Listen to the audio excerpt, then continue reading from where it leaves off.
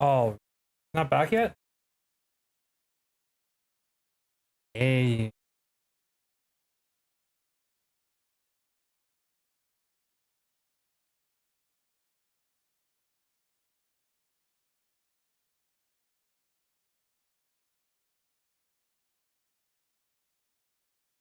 Alright, I'm back. He's not back yet?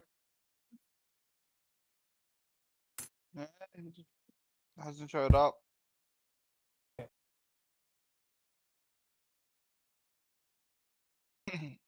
Well, I am going to do drugs. Already doing them. One step ahead.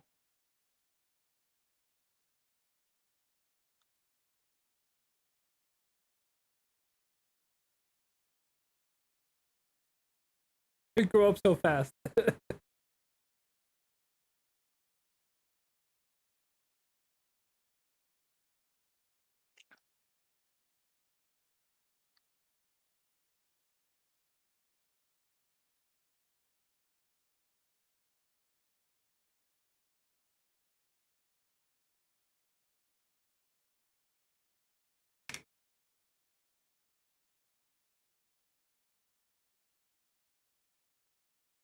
Holy fuck, finally. Hey. Sorry about all that. I was not expecting today to be pizza day, and apparently pizza makes them take 3 times longer than usual. It be like that. Right? That being said, it did smell really good on the way back, but I got a burger anyway, because I... What do you call it? Wait, you got the clam chowder and a burger, bro? Hey. It wasn't clam chowder, my guy. It was It was just liquid cum. kale, parmesan, and Italian sausage soup. Kale, parmesan, and Italian sausage soup. Normally, dude, honestly, this place, I normally don't like coconut in any food other than desserts, and I normally don't like kale in anything. But whoever the fuck makes their soups is a goddamn artist. Their coconut soup is like, instead of being overpowered by the taste of artificial coconut like every other goddamn coconut flavored thing that people make, even the curries and other bullshit for some reason. Hey, don't you talk shit on curry. How dare you? I love curry, which is why I get pissed off when people overflavor it with the coconut flavor. I like the coconut. I like the overflavored coconut. I'm crazy. I like the coconut as long as it's part of the flavor and not overpowering everything else in the goddamn dish. You know what I mean? If I want to taste coconut that much, it better be a fucking dessert. I don't know. I don't know if I agree with that right there, but okay. You know, everyone has their own taste. You know, I'm very much a coconut guy. I like their Thai coconut chicken curry soup when they have it because you can taste the coconut, but you can taste everything else, and the coconut isn't overly sugary and doesn't overpower everything in the dish. I like coconut too, Artie. I fucking hate that most people who cook with coconut use it to beat you over the fucking taste buds with it like it's a substitute for actual skill in cooking. Coconut is delicious. How people oversaturate their fucking dishes with coconut is disgusting. I don't know about that. I don't know about that. But yeah, that's how I feel about the kale in the soup.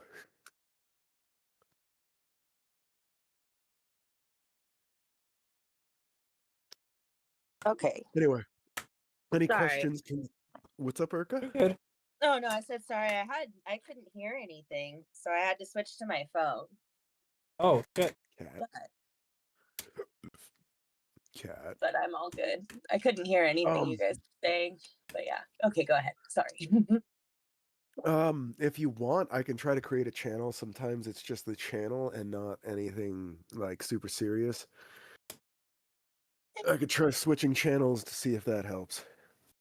I'm honestly good. I'm doing a phone PC combo. Okay, if you don't mind, then I don't mind. Did everyone read the quick recap that I put into chat while I was drinking Bloody Marys and waiting for food? It was skimmed. Okay, good. Then nobody can make any complaints about not being caught up. The last time, just as a quick recap, you guys had that altercation with the Minotaur that already tried to pickpocket, as a result of which you guys were recognized in the street by a Naga matriarch who attempted to make contact with you guys in a more subtle way, but you were rude enough to her that she called you out as silver leaves in front of the whole fucking street in the middle of Actually, the red light district in front of one of the most shitty spots in the city to be called out. What's up, Blast? I don't think it was her. It was Artie yelling out that she was a Silverleaf, and that was like, That happened after the Naga named you guys as Silverleaf. And at that point, Artie was just fucking doubling excuse down. me? Who named us a silverleaf? Fucking racist. Naga matriarch, and yes, she is racist, considering that your people are also racist against Nagas. It's kind of a thing, elves and Nagas hating each other in this world. Listen, you don't have to keep saying it. I get it. Okay, I get it. All right. You literally just asked. Anyway, you guys met a bouncer in front who a large orc in a fine suit who excuse me. I'm taking dabs while I'm talking. Not a good combo. Who introduced himself as Grazdown the Pulverizer, told you to call him Graz.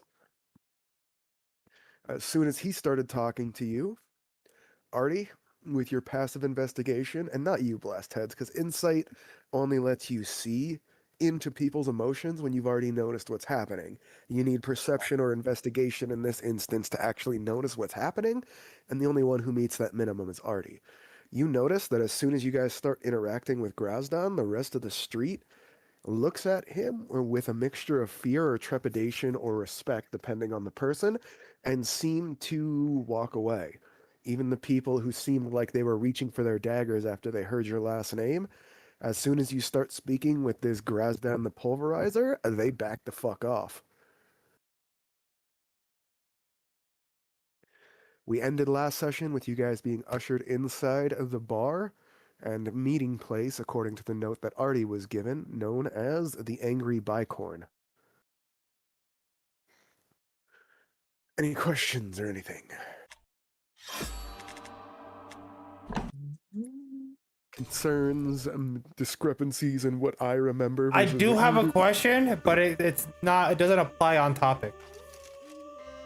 I have an answer. Let's see if they match. If My I have answer's a 42. if I have a halberd, and the enemy's still at a distance, should I face the blade outwards towards them or inwards towards me? It depends on what you're doing. If they're heavily armored or on horseback, you want to face Heavily them armored. outside. Are they on horseback? They are Because not one of on the beauties horseback. of a halberd is that it combines a spear with a poleaxe and a bill hook. The hook on the back end of the halberd There is no for hook. hooking heavy. What? It's a very rudimentary halberd. That's a poleaxe, not a halberd. Those are called something else. They call those something else on this, like some sort of hook. Yeah, I know what you're No. talking about. That's a different weapon. A bill hook is not a halberd. A bill hook Maybe- is like a hooked axe with a ball weight on the end. Okay, That's let not a me bill rephrase. All right, let me change my language. This is a large stick with a knife with a fucking blade at the end, and it looks kind of like how can I describe it? Think of a rectangle with one of the tips cut off. A volge. That's a volge. There you go. And that's a French anti-cavalry weapon. And frankly, that if created properly, if it is what I think it is, the axe head should be weighty enough to slap somebody off a horseback. If you're hitting somebody with the back end of a volge, you're dumb. Hit them with the blade every time. So blade forward, okay. No, because they close It's their a distance, volge. I like putting the blade inwards, It's a kind of, because volge. I can kind of like hook them volge. towards me and cut their head like necks from behind. No, but a volge is essentially a medieval cleaver meant for heavy armor. Okay, got. Does that make sense? By Yes. trying to use anything other than the front edge of the blade as a cleaving surface, you are working against the construction of the blade. I've killed people by hitting them really hard with the back end though. Well, of course, it's still a heavy piece of steel, but that's basically using it like a shitty mace. And if it's a good Volge, then it's going to have a hook or a spike on the back end. So would you say it's a good I Volge? just talked about. If it's a good Volge, it'll have a hook or a spike on the back end that's meant to dig into enemy armor and yank them off their horse. If you're using it for anything other than dismounting somebody off a horseback, you're using it wrong. I'm using it for crowd control and to keep people at a distance. There's no horseback yet.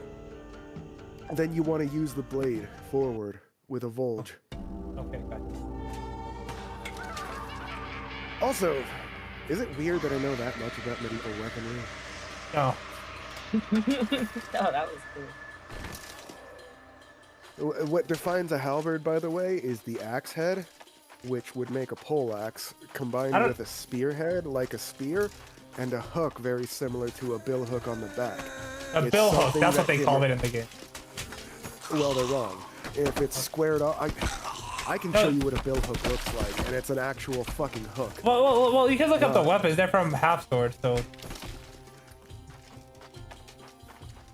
If it's a bill hook, then there's no point in using it on foot. It's an anti-cavalry weapon. I mean, it hooks armor pretty good. Yeah, but you're better off. Battle mace, you're right. Bill hook looks like a machete. Bill hooks were the ends of pole arms. That in the original bill hook, these are modern bill hooks that they're looking at. I Google searched it, and I'm seeing images of the machete version. Let me show you what a true, proper fucking medieval bill hook looks like.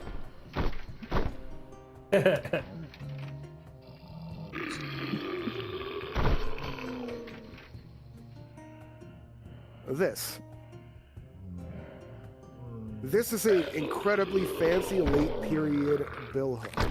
Let me show you what a standard bill hook looks like, which is essentially that machete-like thing you found but on the end of a pole arm. They would have weighted balls at the end, and they were Scottish weapons. They would stand behind pike lines that were meant to halt cavalry charges, and once the cavalry's momentum halted, they would fling them from over their shoulder, embed the hook bit into an armored knight's fucking armor, and yank those fuckers off their horses so that the people with daggers and pole axes could open them up like a goddamn medieval can open. I posted what I'm using. That's the bill hook in the game. Or one of them. There's like different variants. What I showed you is technically a bill hook spear. And then this is... Yes, what you're using is a bill hook. And then this is the halberd. That's a Volge. That's a French Volge. Actually, a rather well-made French Volge. And then there's just one variation of it. I was just like, should I keep the blade out? I feel like that would be...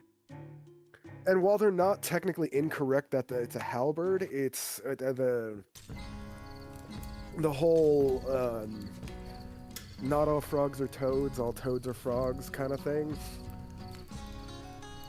Yeah. Where all Volges are technically a specific type of halberd, but calling them a halberd is kind of a misnomer because a halberd has the axe blade, the spear point, and the hook. That's why that one technically is counted as a Volge and a halberd, because it's a halberd in the shape of a Volge. Does that make sense? Yes. Thank you. Sorry for the off topic. So hopefully that was informative? I just found out that when you first brought it up, I was thinking of a glaive. Glaives are fun. I love glaives. They're one of my favorite weapons to use in like medieval games, just because they're... And Monster Hunter. Versatile. The bug glaive now, my favorite in Monster Hunter every time is going to be the gun lance. It's a cannon and a lance and a shield, and what's not to love? And I can literally, my one friend's like, yeah, but you can hop around in the air with an insect glaive. I'm like, yeah, but you hop around using fancy acrobatics. I too can hop around. If you can't hop around in the air with a gun lance, you suck, and I hop around using explosions, which makes me automatically better. Didn't half the point of a gun lance to hop around? Yes, to hop around and then slam your gun lance down on people, along with the fact that you're causing mini explosions and large explosions the entire time. If you're going based on objective damage and usability, regular lance is technically better because it gives you higher mobility options on the ground, including long-distance travel, but with the advent of those rideable wolves, it became irrelevant. Oh, you're right. I'm sure you were. I'm sure you will. Spread them. Alright, so. I start the game. Sorry, I distracted. Sorry. To be fair, it's not like we've really stopped at any point. We've had some productive discussions because it's not like we can say that this is irrelevant, considering that, yes, there is a difference in my game. And I'm still really disappointed that none of you became a bugbear that uses halberds, because you would have had a 15-foot reach, and nobody would have been able to pass by your 15-foot bubble without getting stabbed in the face. You know what? With World War III with World War III happening soon. Oh, I can't understand anything any of you are saying when all three talk at once. Cool. One at a time, please. But I'm all ears. It's my DM. I'm the DM, bro. From now until the end of the game, it's literally my job to tell you what to do.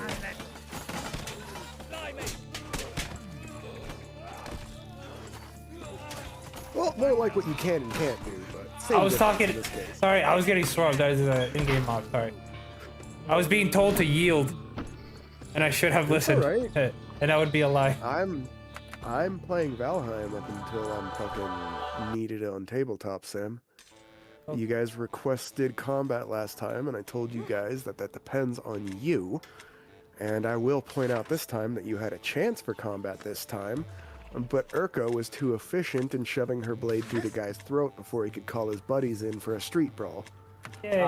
You made your point rather succinctly.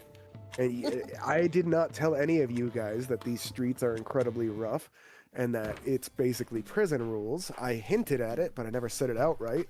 But you guys treated it like prison rules, and they're treating you like, okay, maybe these guys aren't pushovers, and we shouldn't mess with them lightly.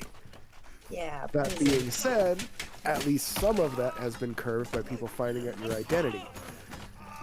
Artie, Urka, I'm gonna say you're old and experienced enough in this bullshit to say that you are well aware that while this may prevent some of the lesser and more cowardly or weaker enemies, the more cunning, prepared, and deadlier enemies will simply plan better. Damn. With more motivation now that they know who you are. Blast? I'll let you decide whether your character's background would have allowed you to cue into that. I've made a lot of decisions based on who you made yourself the son of and grandson of, on what your background is like. This is one I'd like to give you, because I've taken several of those decisions away from you for story purposes.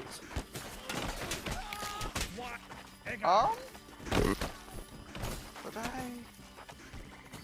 I guess for And my yes, I character, shamelessly admit that. It's part of the story. Don't become a member of one of the leading noble families who's already a part of the storyline if you don't want it to happen. Continue. it's perfectly understandable.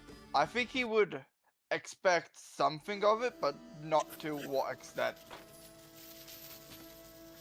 So like you being told and know conceptually that they're more dangerous, but never having experienced anything like that before. Yeah. That's fair. I can deal with that.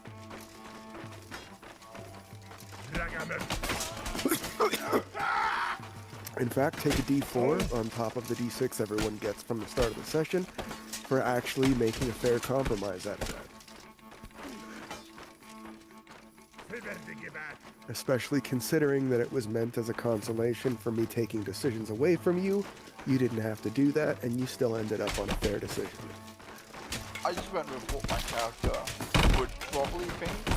So. Well, then upgrade that to a D6, because that means you're also sitting there trying to roleplay properly. But I'm not upgrading it any further. I'm already stretching it by upgrading it to a D6. That's fine. Anyway, back to the topic on hand. You guys were ushered into a bar called the not Prancing, that's a different one. The Angry Bicorn. You guys noticed on the outside that there were several large iron-bound statues bound in silver and gold, but made of crude wrought iron, of what looked like, on one side of the door, a prancing and galloping angry bicorn, and on the other side, a sleeping one. The orc that you guys talked to at the front, Graz down the pulverizer, or Graz as he wants you to call him, was leaning up against the rearing up one when he interacted with you guys. He ushered you guys inside the bar through an aged oak door banded in iron, silver, and gold. Artie and... Kalmatar and Tay, you guys notice that this is a rather well-to-do establishment, considering the surroundings. While they are wealthier in this section of the Red Light District, you notice, or the Red Lantern District as they call it, you notice that this particular establishment seems to be orders of magnitude more wealthy, or at least showing off their wealth, than the rest of the areas around them. Not only is their front door bound in iron, gold, and silver, you notice as you walk inside that there are dozens of other smaller, gargoyle-like depictions of a bicorn mounted up along the walls. These, however, seem to be etched with not only precious metals, such as strands of silver for the manes of their hair. One of them has mother-of-pearl eyes and horns. You also notice that several of their eyes in other places have precious gemstones that seem to glow within, as if with magic. You look around, and besides the decorations along the walls that you notice that there is a large open common room with very well-made ashwood tables. Round tables with several well-made and comfortable-looking upholstered chairs with leather and hardwood sitting around several other tables. You notice that the common room seems to be, while spacious, housing a somewhat small number of tables for the actual amount of space there. As you look inside, Kalmatar, Tay, with your passives of 14 in both insight and investigation, you notice all of these guys seem to either be carrying themselves the same way and dress similarly, or as you notice, Artie, they hold the same little pin under each of their coats. They don't wear it openly, but you notice the distinct signs of some sort of pin on the inner side of the lapels, as if they would, open up part of their coat to flash the symbol to somebody. You think that it's going to be difficult to get a closer look until you notice one of the men at the bar sitting there with his coat open. You see what looks like a small sigil with a coin purse on one end of a scale and a dagger on the other. I believe that is the description I made for the note that told you to come and hang out there. If not, then I'm retconning it. You notice it as the same sigil scrawled into the corner of the note that told you to come here in the first place, Artie. Kalmatar.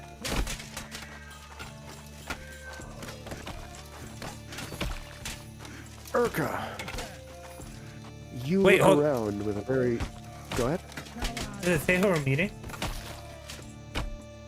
It just said to come there, to the bar. Continue, I sorry. Urka, you look around with a very different type of discerning eye. You may not be as perceptive as your friends here, but you're not looking at it through the eyes of a bard or a young boy in your eyes. And no offense, that's how she looks at you. You're her nephew. No matter how old you are, you're going to be her little nephew. Yeah. Until I blow up a camp of goblins with fireball, but we'll see.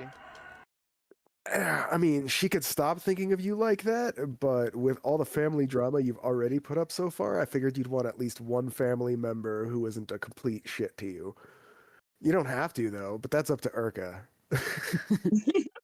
No, in cat, my cat is probably thinking, there's a plot twist to this. Gotta I'm be. enough to him. Your character doesn't know shit. I told you that out of character. I know. He definitely thinks there's a plot twist to in that. in character, while you are happy enough to be with members of your family because you're more comfortable and familiar with them than other people who are strangers, you can't help but forget how mistrustful your father was of all of his siblings, including these two. You've heard more than one drunken rant about how these two can't be trusted. And at this point, you know full well that your father was a shit and that his word needs to be taken with a grain of salt. So while you don't mistrust them offhand, you have yet to form an opinion of your own while being fully conscious of the fact that the only thing you know about them comes from an incredibly biased and hateful source. And considering that Urka ended up knifing him in the end, you're sitting here after interacting with her for some time now, going, maybe I didn't have all the facts. You have too much insight to be like, wait, she's not a bloodthirsty killer. What the hell?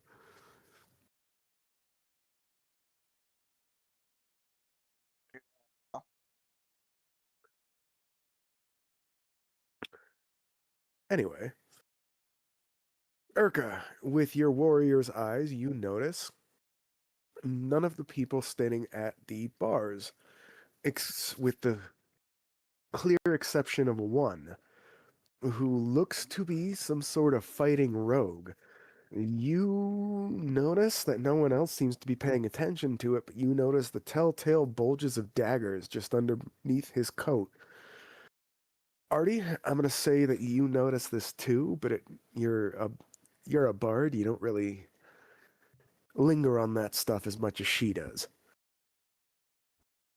You notice, however, in the corners that there are quite a few orcish, trollish, gnomish, and other gentlemen who look like they are kitted out for some sort of operation or battlefield, who seem to be sitting half in the shadows watching everyone, almost as if they are on purpose trying to appear ominous. Okay. As you guys enter, you see the bartender look up at you guys. The bartender seems to be what you guys recognize as a wood elf. Somewhat shorter version of an elf, female. Slim body, leather bodysuit with leaf-like patterns in browns and greens, bright red hair, freckles, and woodland, almost tree-like bark brown eyes. She looks up at you guys, nods, after a quick smile, then looks at you, Artie, and then jabs her chin in the corner towards one of the people who's sitting partway in shadows. You notice that this man is sitting alone in a corner. You guys seen the first scene in Lord of the Rings where they meet Aragorn, right? Yeah.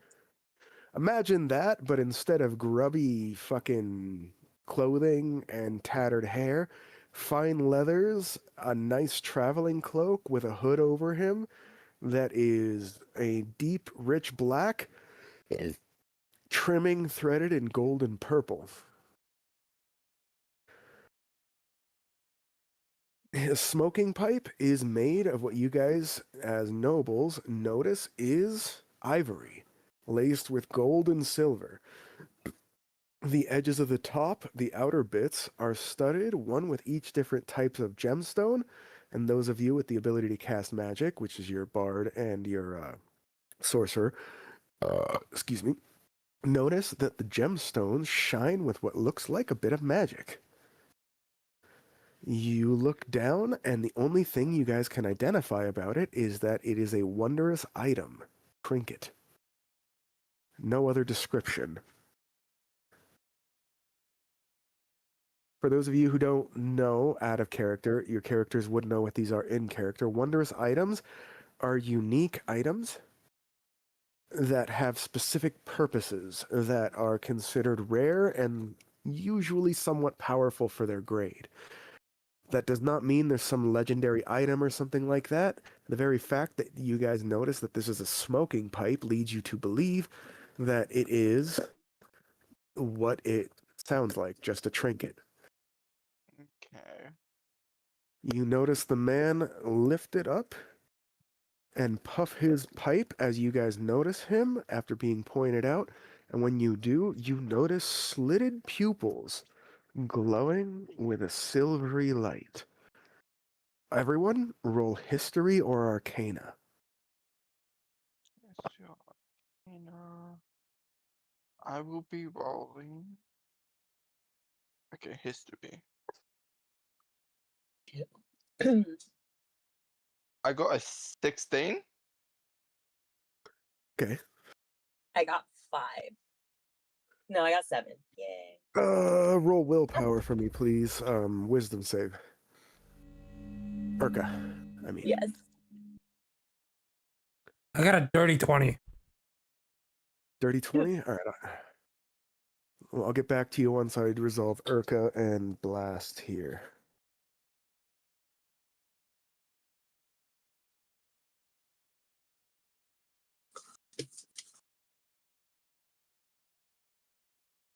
You have a +4 in history, Artie? Damn. He's a bard. Storytelling and song singing is kind of his thing, dare I say, for those of you who've read He Who Fights with Monsters. That's literally all I do. I'm about to pull out the fucking war drum and lay down some beats, yo. He's also the only one who actually passed, so he would have the right to style on you both. Real. But yeah, how's that will save or wisdom save coming, Urka? I did it. It's Ew. a 2.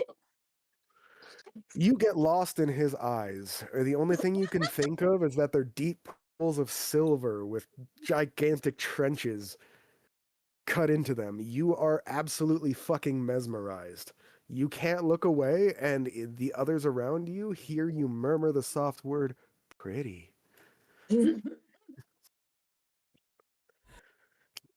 Blast! Hey, you know one thing for sure. This motherfucker may look like an elf, but this is not an elf. You got no clue what it is. Artie, your butthole puckers, and you go pale as your hands start to shake and your palms sweat as you notice you're staring down a motherfucking silver dragon.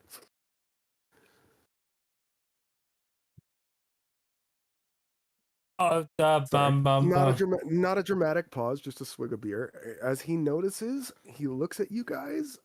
One of you guys go weak in the knees. The other guy look at you quizzically, and the other one go wide-eyed and pale. He laughs hysterically and goes, and there it is, the whole spectrum of reactions. I'm kind of entertained. You're the first group in a while that have had all three in one go. Please, sit.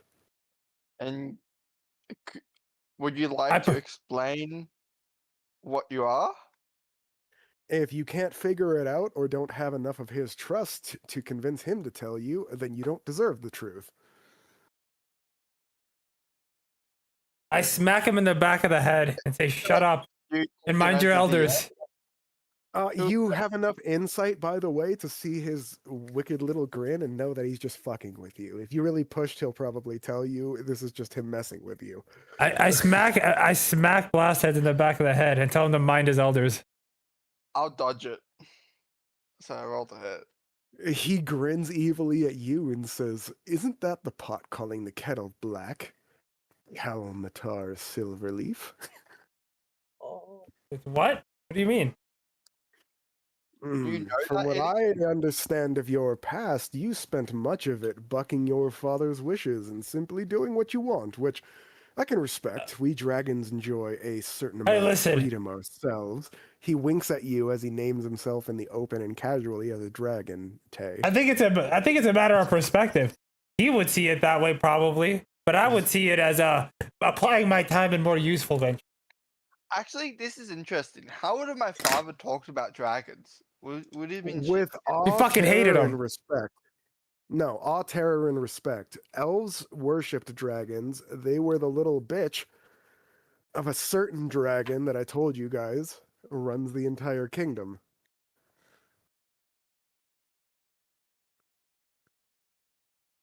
By the way, it's common knowledge down here that the leader of the cult who sacrificed you guys is a black dragon. Why does he have to be black? Because it fits the scheme of somebody who can breathe acid. Ah, I fair. needed him to be able to breathe acid. Fair. It didn't matter which color it came with acid. I needed him to breathe acid. That makes sense. Sorry, that's an out-of-game answer, but I do have a specific reason why he needs to be black.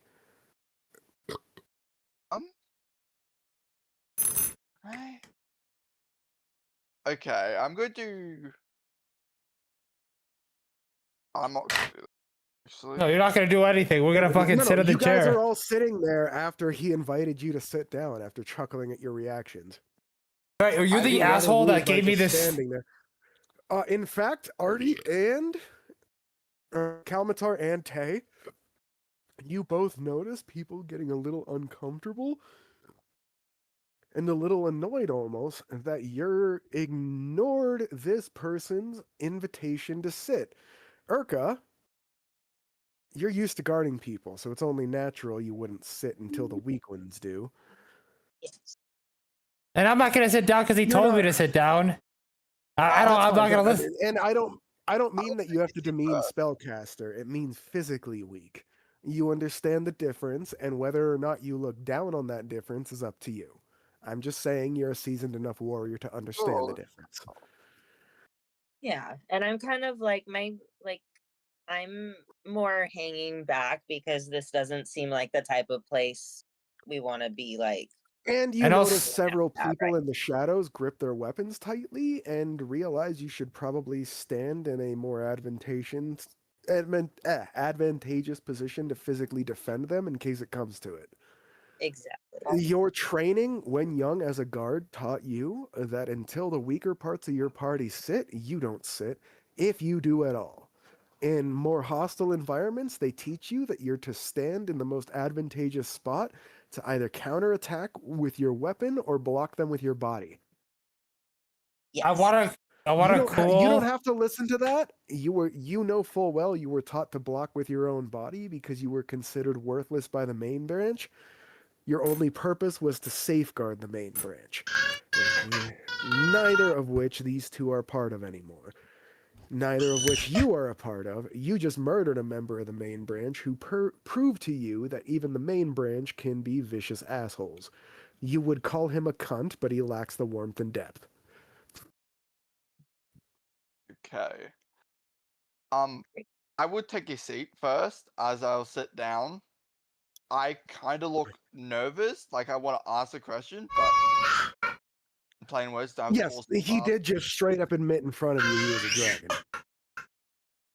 Yeah, I did a will save to see if I would ask it. I will still sit down. You should tell me that next time so I can set the DC.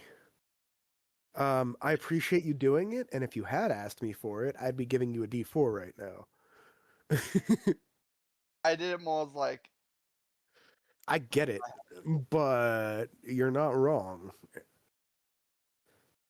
Can I just soothe didn't like everyone's getting icy hearts with a praised warm anymore. island song? Well, performance. Or is it warm everyone's cool hearts with a tepid island? You know, whatever. If you keep asking this question, I'm going to give you disadvantage for being indecisive about your own 18. song. 18. Sorry, I knew that wasn't going to end if I played into it. Which instrument do you want? I know you carry a few.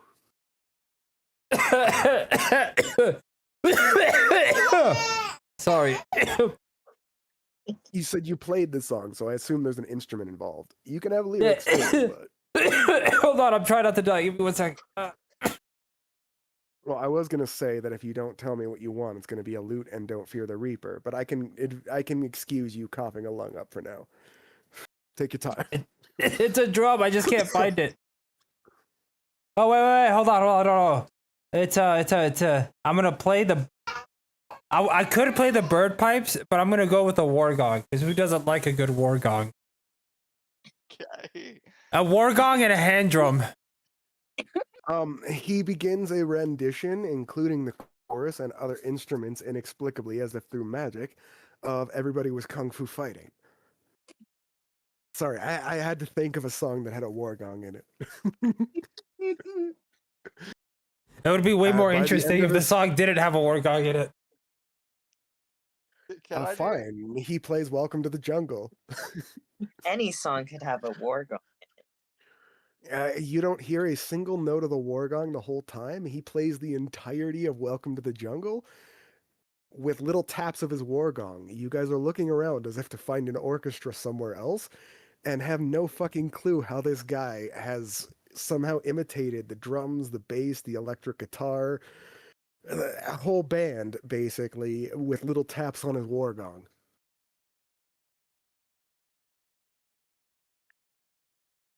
You guys are still incredibly low level. I don't think you understand exactly how high succeeding with an 18 makes you succeed. You And I guys also been have like passing double with, like- proficiency in performance. I'm pretty sure. Exactly, but you're min-maxed, as we like to call it. But essentially, what I'm trying to tell you is that you guys have some pretty good skills for low levels. It's why I pushed you guys in certain directions and why you guys fit into niche areas and do certain things really well. You're all min-maxed. Is everyone's warm, icy heart dude? Cold. By your Cool Island song, yes. Yeah. Free hat, free hat, free hat.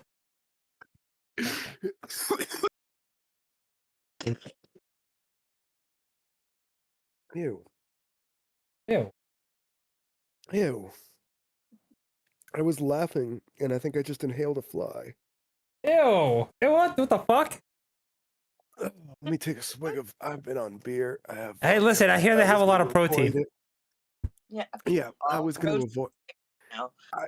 Let me. More I'm going to roast. say 2 words, and you're going to understand why I feel the need to use a swig of vodka like mouthwash, swallow it, and then move on with my day. Litter box. Oh.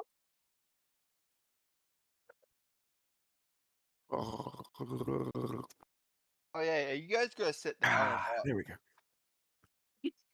Artie already said no, and Urka's training is urging her not to, but I left the decision in her hands. At this point, she knows her training tells her not to, but that her training was kind of bullshit. Yeah. Is that Like, there's some useful bits, and that if she actually cares to protect you, that's good ideology, but that she was also brainwashed into protecting some pretty shitty people. You are not stupid, Urka. 10 is considered average intelligence, so like, even if you haven't put anything positive into it, as long as you're not at like a -3 in intelligence, you're not stupid enough to not have come to the conclusion that your training was specifically tailored to Yeah. make you lay down your life for one of the main branch. yeah. So when I tell you your training does this or does that, I do one of those like I'm like leaning towards them, but I'm not like fully sitting down like all disarming. Like I'm just kind of like it's like a half sit. you're sitting on the edge of your seat ready to spring into action. You pull the chair out at a strange angle and perch on the edge of the seat. Does that work? Yeah.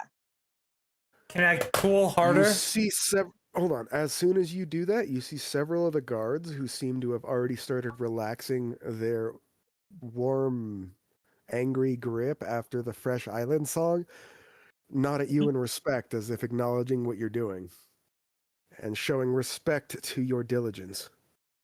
What were you saying, Artie? Nothing, never mind. Also, did you guys hear that Riley Reid, the porn star, is telling people to stop sharing her videos because she had a kid? That's a myth. Yes, That's a myth. It I is? did that, but It it is. was on Facebook. Because I was going to urge you guys to share that shit and then encourage the kid to First of believe all, there's I would nothing wrong with never it. share. I would never share my playlist. All right. Second of all, it's a myth. That's selfish. Don't ask me how I know that. You've met her? No, I watched a Hey, podcast. you know what? Hold on. I already has met enough porn stars that's a legitimate question. No, that's no, it's in a podcast. Okay, well, I was gonna say don't stop sharing her shit, but also point out to her kid that there's nothing wrong with it. You can't make a Yeah. culture around forcing women to be overly sexualized and then shame them for doing that. Yes, you can.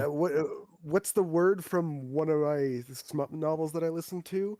What? Make the men drool, ladies. Just do it on your own terms. What? Yeah. Okay. There you go. I will. I So will. it's biased because it's from a smut novel. I will speak up in like a chatty voice. Like,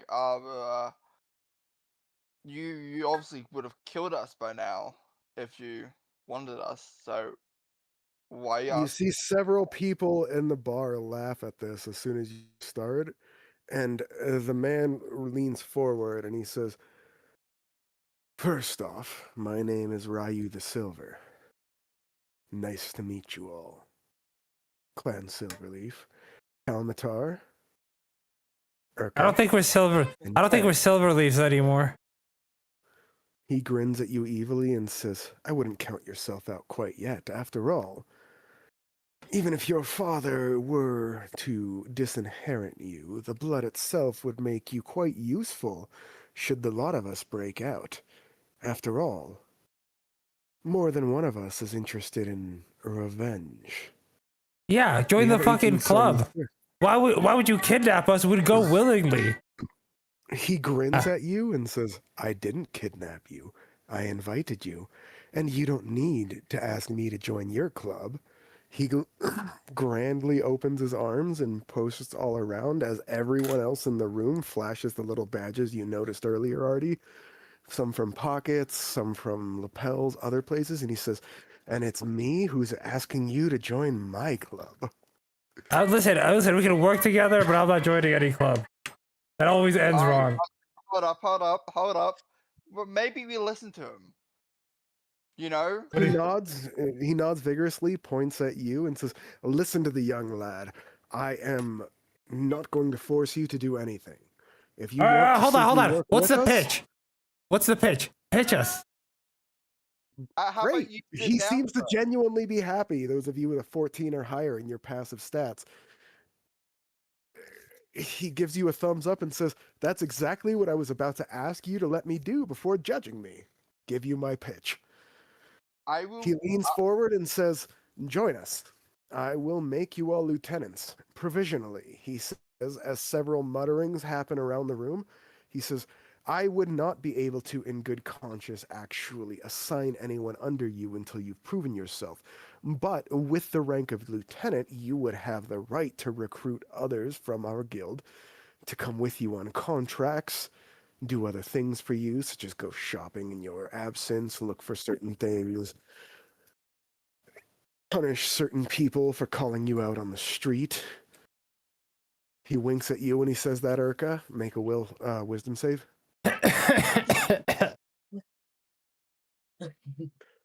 you I'm totally not going to killed that force you to guy. do. I'm not going to Oh force you to do shit! any actions. By the way, Holy Urka. fuck!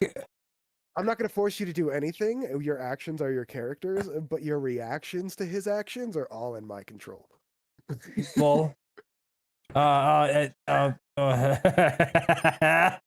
What you get? Fucking go. What you get, Artie? Nat 1. Oh, You are very flustered. You blush heavily and are incredibly thankful that orcs, usually by cultural stuff, wear thick underwear. Anyway,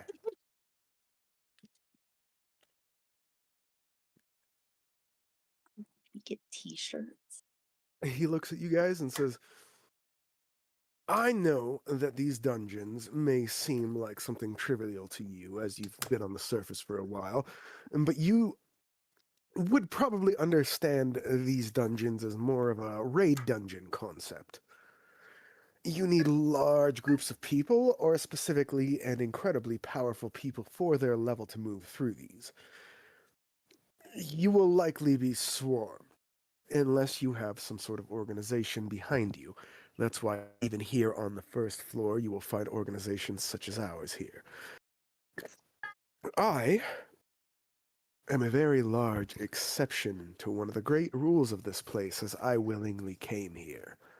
He grins at you and says, I allowed my mother to sacrifice me to this place, and have stayed in this area well below my active level and power level, specifically to work against our mutual enemies. He holds up his finger, and you see your Raven Artie perch on his finger. He looks it in the eye, nods, and says, and it seems we have a mutual benefactor in this endeavor.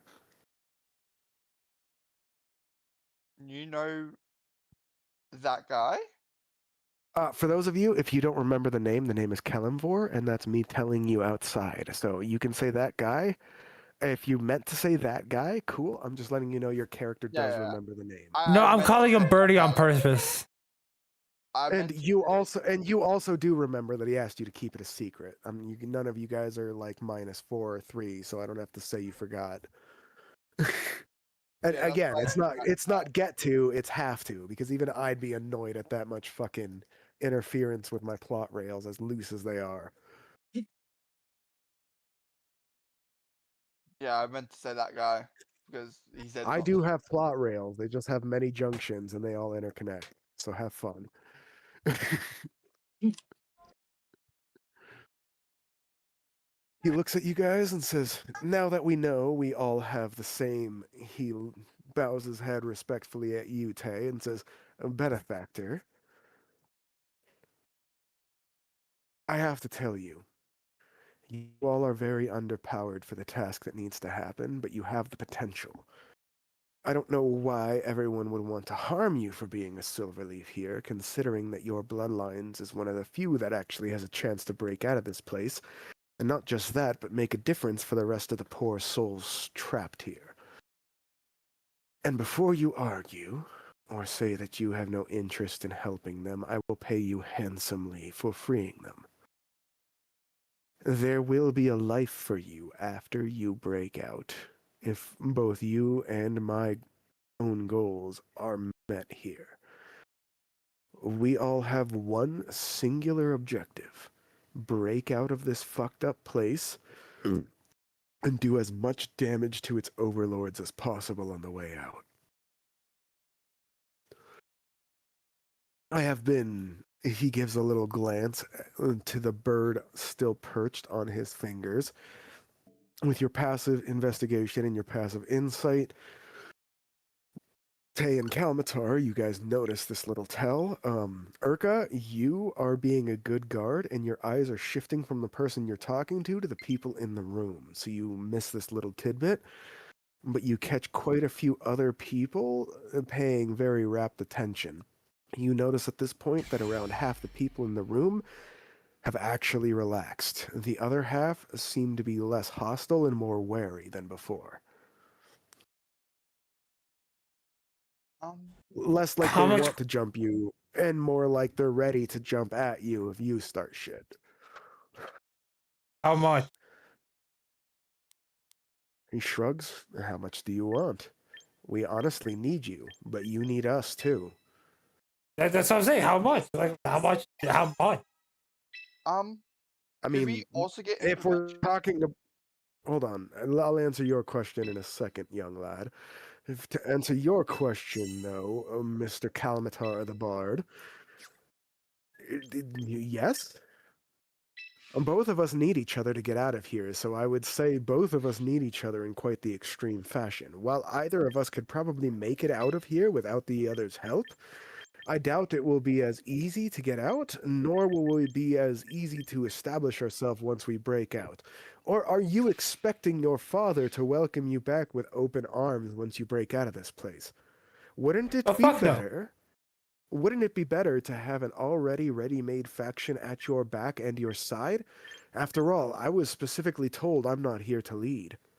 I am here to lead until someone better comes along. If you prove that person, so be it. If you prove unworthy, so be it. But either way, I think it would benefit both of us to have a ready-made unified faction willing and ready to break out of this place all at once. Wouldn't you agree? Yeah, but what's the catch? He shrugs and says, we're cutthroats and criminals. Assassins, thieves, murderers. Half of our contracts Yeah, but we're are in hell. stealing honest That doesn't really goods mean from honest anything. people. He shrugs and says, I mean, it wouldn't really mean anything if we weren't in hell. That's kind of my point. We are, quite literally, the Assassin's Guild. Can we get contracts? Absolutely. That's like a third of our business. And do you want Do you contracts have? for thieving? Do you Hold have? on. Do you want Do you have? escort? We have escort contracts, thieving contracts, assassination contracts, protection contracts. We have contracts that involve breaking into businesses to change their ledgers to, cover a thief's tracks. We have contracts that involve kidnapping. We have contracts that involve blackmail. Pretty much all the shady bullshit you'd think of on the surface, we do down here openly. Slavery? No. He looks at you angrily and he says, one thing you will understand about us dragons is that as evil, as destructive as we are, we believe in one concept, one unifying principle, freedom. Eat the meat bag. And we will well, if that's what your version of freedom is and nobody else is strong enough to stop you, go for it. But it's freedom. Freedom through strength, to be specific. You are welcome to do whatever you want, but you better be strong enough to deal with the consequences. Slavery is one of those consequences where even the entire race of dragons will burn you alive for daring to do such an affront to the very concept of freedom. We tolerate in other races. He looks at you guys and says, but those who we closely affiliate with is generally frowned upon. And for other dragons, yeah, we'll eat their fucking heart if they try that. It means they're no longer a dragon. It's why we hate vampiric dragons and Dracoliches so much. They've sacrificed their freedom for power. Fucking abominations. I don't know. Do you guys have any questions? I feel like we need some equipment. He nods and says, well, if you were to be willing to take a few quests pro bono, so to speak, we would set up a win-win situation. And this is where we transition into my initial proposal. A quest or two for you guys to see how you would interact with us. What our reaction to you in the guild would be, how we would interact as lieutenants of a somewhat different stratum than the normal. I would have two requests for you, two missions. One where you run in command of a squad of volunteers, and one where you run a quest solo. I would request you do these things for the reasons that I wish for you to experience both sides of what it is like to work with our guild. Both how we would support you or limit you, as it may end up being, when you're working solo, and what sort of resources and limitations you'll have while working with a group. I don't If know. you guys will agree to do 2 quests for us, we will get your potential recruitment. You will get experience and riches well beyond what a level 1 should. We would normally prevent anyone from level 3 or below from entering these 2 particular areas, but as a show of good faith, we would not only allow you into these areas covered by our guild, but give you full looting rights, including with your expedition to the squad of volunteers. I will personally pay out of pocket those volunteers who go, so they will be well compensated, and you should not worry about that loot unless you run into something particularly valuable. He seems to think for a moment, and in the case that you do, you see him raise his right hand, and it shifts into draconic scales, sharp, snow-white talons, and is cascading off, billowing frost. You see him plunge his right hand into the area where his heart is, opening a gaping wound in his chest. As he pulls his own hand out, you see him rip out what looks like a tiny but intricate and very much pulsing with powerful magic scale. He waves his other hand, and all the blood disappears, and he lays down the scale on the table, and he says, "One of my heart scales. You are not powerful enough to use this to attack me, but it can, in the right hands, be used as a weapon against me, so this is a sign of trust from me to you. Know that I only make this because my God has told me to trust you and your benefactor. In this case, I should say our benefactor, considering he sent you all to me. You are not the first he has sent to me, and I doubt you will be the last. I have laid an enchantment on this heart scale.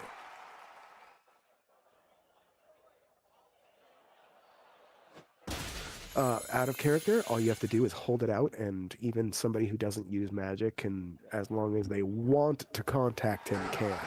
When I say stuff like infusing your will, that's what that means. He says, all you have to do is infuse your will into this heart scale, and I will be reachable through telepathy from any That's distance. weird. You see, through you any almost had dimension. me. That's weird. He shrugs and says, I was just as shocked as you. Dragons do not give out our heart scales so easily, but I was ordered to do so, and so I do. Frankly, I don't trust you either. I laid a few enchantments on there that let me watch you as well, so yeah. Fine, but okay, fine. We do it. Also, I want a war wagon. Take a D4 Urka for that ooh. You're playing into the character who's infatuated with this guy so far. Could I like? I'll ask a question like, how does it like? Do you have to hold it, or could it be like in your pocket and be able to contact? Skin-to-skin contact. You could sew it on the inner lining of your clothing and use it that way. You could have it on the inside of a pocket and reach your hand in to touch it. You must merely, no matter how you accomplish that, have it touch your skin. Could it be used? Can it be broken in multiple pieces?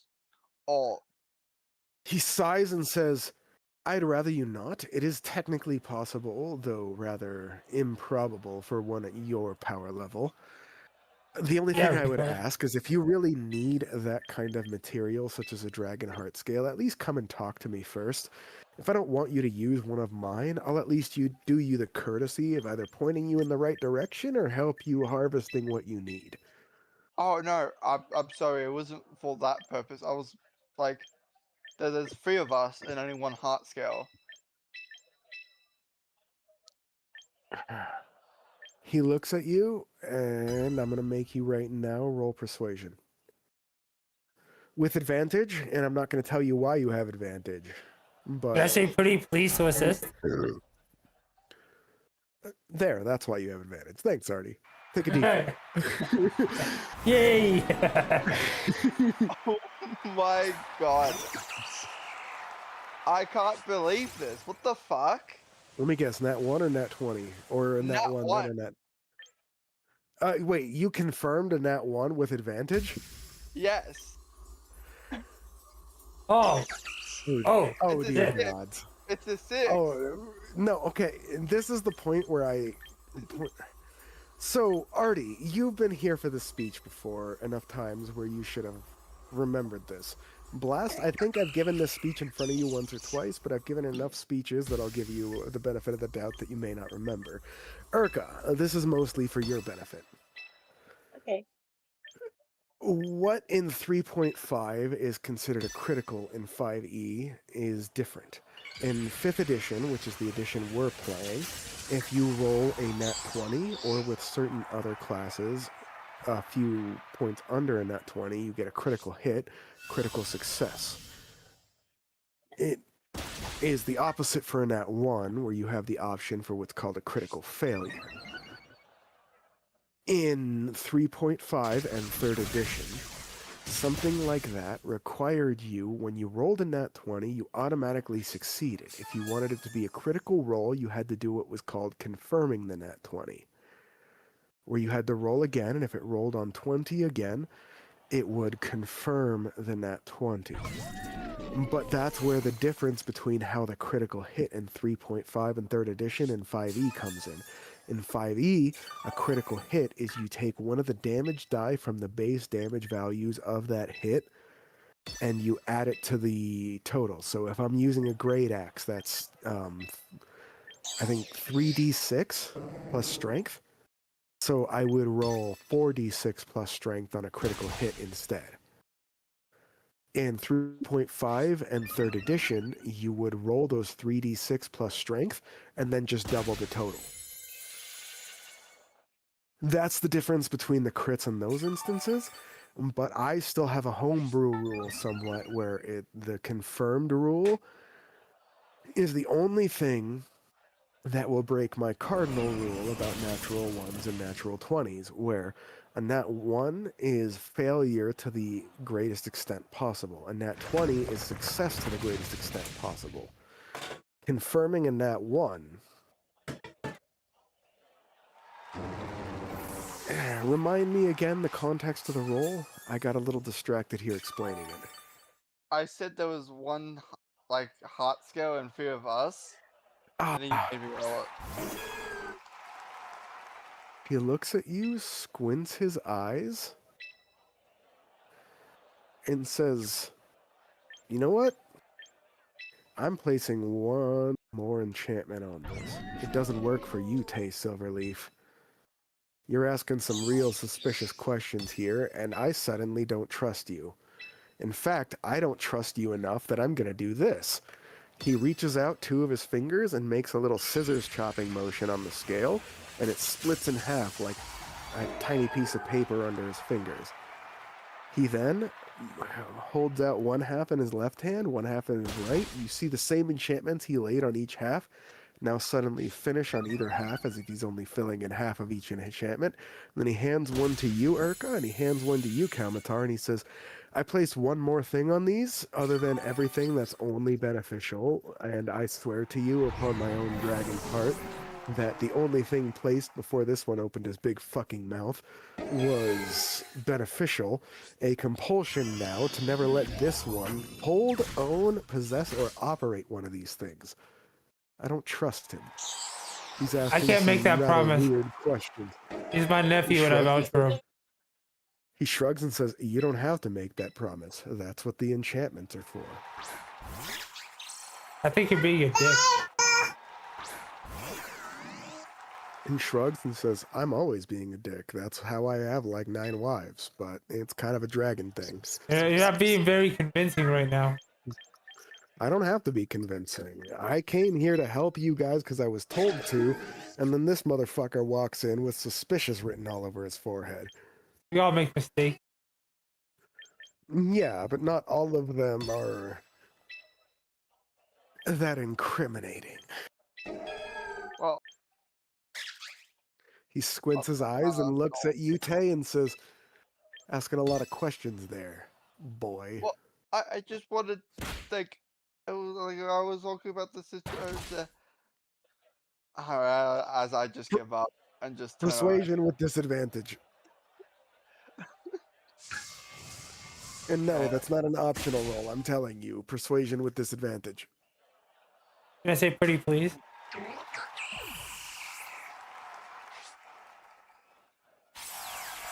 I will use a D6 with this. You're welcome.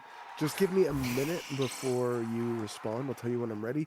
Aztec finally hit me up back, and I want to finish texting this message to him to let him know that he's welcome to join at any point before I lose the thought.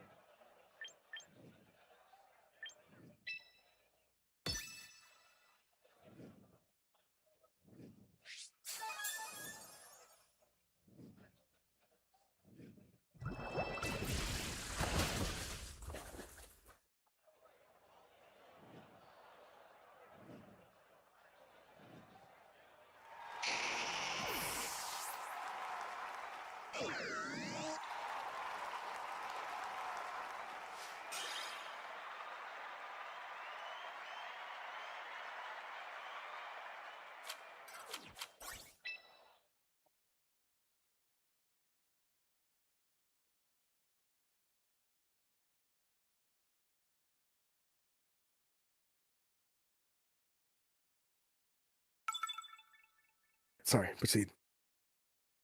Just before I tell you the roll, does Artie, I think, was trying to help my roll.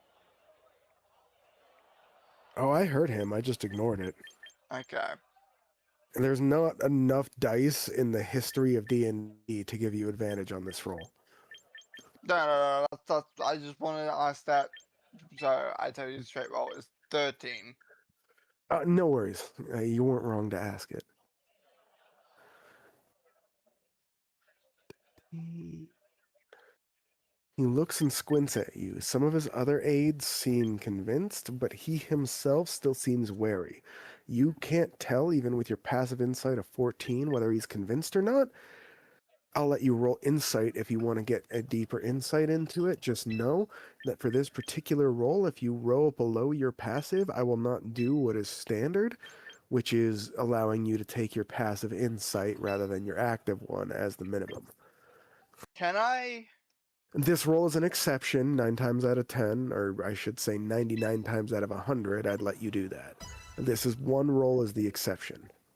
I will roll it. Okay. And that's a good point. The roll was optional. 19. He seems like he wants to believe you, but you've given him some very good reasons not to. And the reasons don't seem even to be from you. He doesn't seem to be looking at you suspiciously. He seems to be looking at you with eyes of suspicion that your father used to, where somebody else did something fucked up to him, and now he expects the same thing from you. And he's just waiting for it to happen. I will say, look, I'm sorry. I'm just nervous. Okay.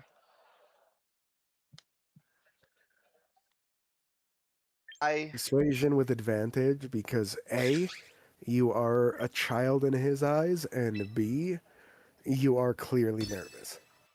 How's that? What's this? I Okay. can't, or rather won't, give you double advantage. There's only one way Well, in the mechanic to give double advantage, and I will happily inform you once, Urka, in private, if you want to know, but these two have heard that exploit enough times where if they didn't remember it, it's their fault. nat 20. Awesome. 25 total. Just so you know, Urka, this exploit lets you turn disadvantage into super advantage, so, yeah. Nat 20. He looks at you with hard eyes for a second, then his eyes soften, and his shoulders slump, and he looks at you and he says, "Fine." And then you hear a whisper in your ear, "Look, kid, I can't exactly go against my decree in front of all my men without losing face, so I can't give you that little fragment you were asking for, but I'll make it up to you with one of the rewards for the contract. Maybe I got in my own head. I'm millennia old, and perhaps I've forgotten what it's like to be young. I apologize for that, so long as you will agree to forgive some of my more suspicious traits." I will message him using the spell. You hear a chuckling rumble in your head as he says, "There's no need for that, young lady. I'm connected telepathically. Speak your piece." Okay, this is my mind. Okay. By the way, all of this is happening in the fraction of an instant. So from what you guys see from the outside, all they do is make eye contact, no matter how long this conversation is. I say I don't know my mother. Probably the most sought out thing in my life is figuring out who she was. He looks at you and he says, "Draconic eyes are special. We can see the true nature of things. It's what they call true sight. I could give you this information, a lead.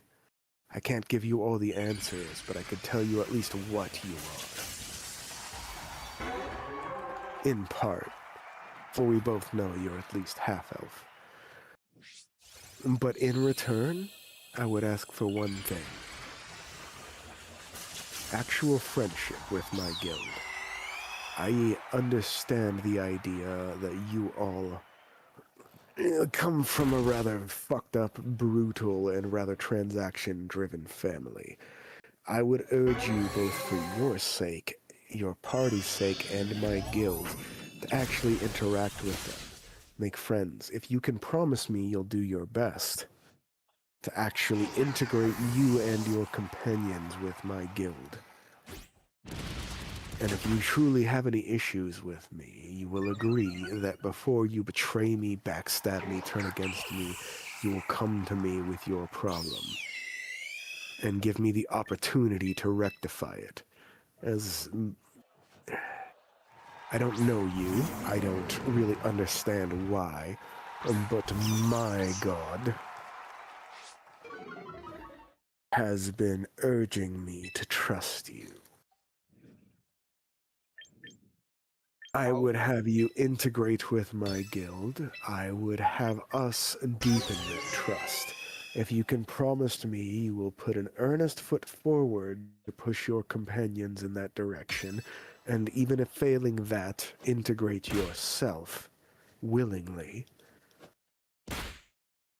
then I will tell you what you wish to know, little hatchling.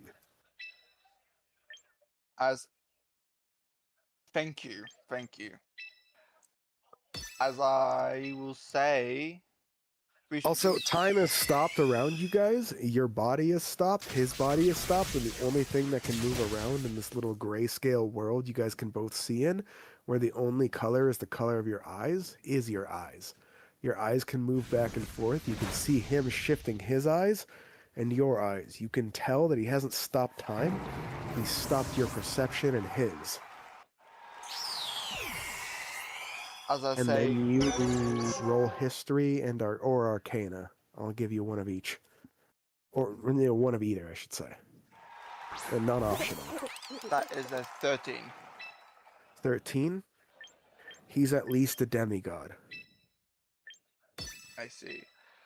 I will say, You've read enough and have been educated enough in your father's library. As much of a piece of shit as your father was, he gave you an incredible education. Right now, if you haven't already done it, take a proficiency in either history or arcana, whichever one you chose to roll with. That represents your father's education.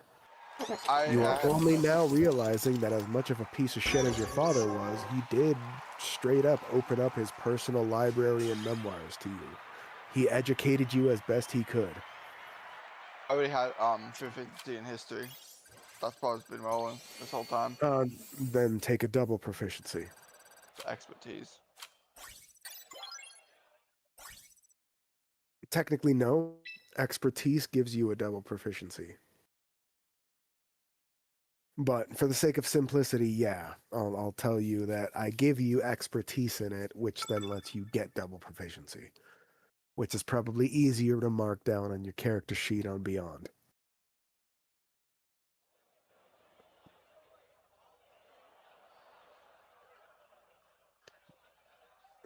Then you can proceed with what you were saying, sorry.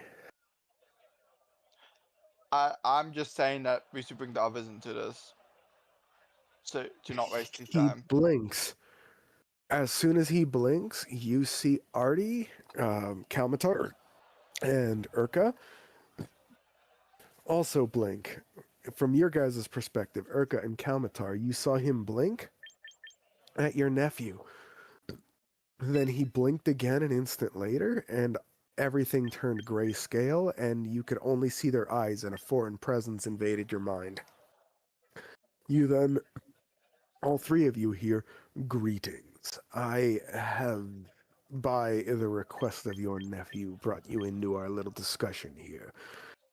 Please do not try to force me out of your minds. As a sign of goodwill, I will show you how to do just that. He then imparts knowledge into all three of your minds that shows you how to make a wisdom save to shove unwanted presences out of your mind. You now all gain the ability Mental Defense. Write that down on your character sheet. Feature. You now, when a foreign entity, whether willing or otherwise, forces themselves into your mind, you can then, by your will, make a wisdom save to force such foreign entity out of your mind. You will directly clash with their wisdom. They will make a wisdom check, you will make a wisdom save. But you have now gained the ability to force foreign entities out of your own minds.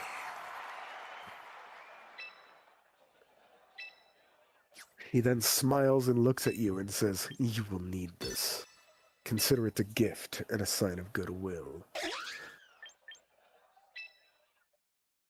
I But tell Calmus, go ahead, go. No, you go ahead. You're connected in a mental landscape and you're more familiar with Kalmatar. Your mental communication is actually faster than anything he could do, being unfamiliar with you. So go ahead. I have something to get out of the way because I tell Kalmatar that the nephew, he doesn't even get the shiny thing now. And I do like care for him enough to be sad that he doesn't get the shiny thing. Are Out you of gonna character, what continue with shiny this thing are you guy? talking about? The scale, because I saw Oh, him okay, break yeah. it, Go, and go, when go he ahead. broke Continue. it Sorry, made me no. sad. Because You're because good. I You're was good. like, oh Continue. no, he didn't get one. And then so are you gonna mess with this guy or are we gonna make a friend? I feel Friend. like Friend. friend is a very strong word, and I think we should work with him just so that we can get, our own shit, and then do our own thing once we have our footing. Right now we don't really have anywhere else to go. We don't have a way to make money. This is technically the Assassin's Guild. Also, take a D4, Urka, for being indignant on behalf of a member of your family. You're living up to that whole protective guardian thing. Yeah. I will always reward you guys for role-playing, and I'm very happy that I've rewarded several times for role-playing so far. But, let's proceed. Uncle, aunt, we should team up with him. He's trustworthy in my eyes. Both of you, connected to his mind, can feel his honesty. While Fine, you but- both see him as somewhat of a naive kid, you can feel that this naive kid is earnest in his intentions. Fine, but he gets a scale. Roll persuasion with advantage, Artie. 1 second. I'm also not even counting the bonuses I'm adding to your roll in the background. Those are DM business, but you've got bonuses. Let's put it that way.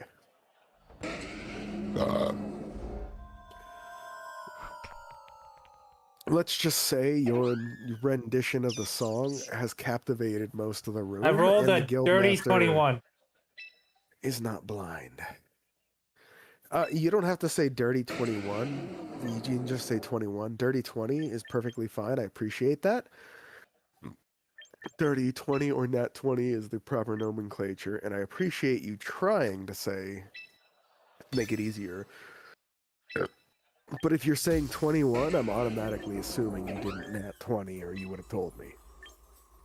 Yeah, that kind of makes sense. Cause I even say it, I get that 20. I'm like, and then it's Not to disparage him. I really actually do appreciate you trying to be more specific, and this is one of the few times you're going to hear the DM say that you don't have to be that specific. Thank you, though. Seriously, though, this is one of the very few times you'll hear me say that. Fucking please be specific in the future when you can, except in this specific or similar issue.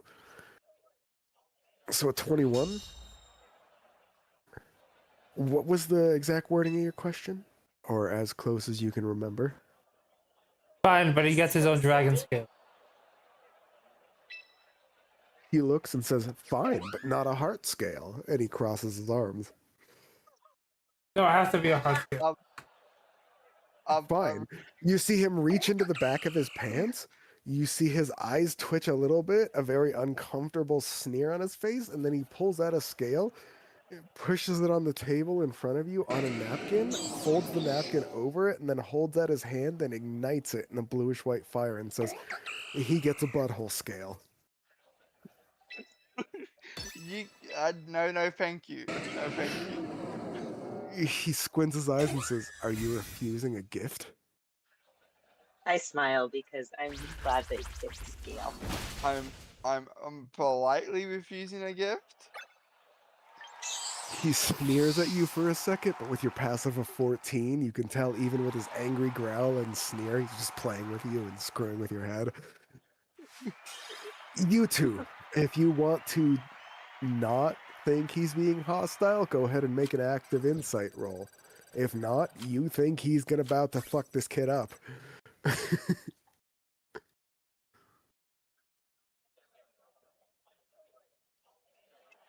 And at a game, since his passive insight is 14, you know that's at least.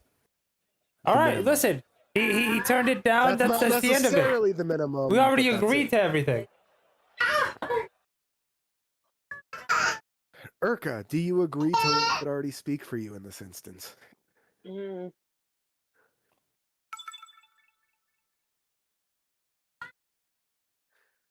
Yes. Artie, What? make your persuasion roll.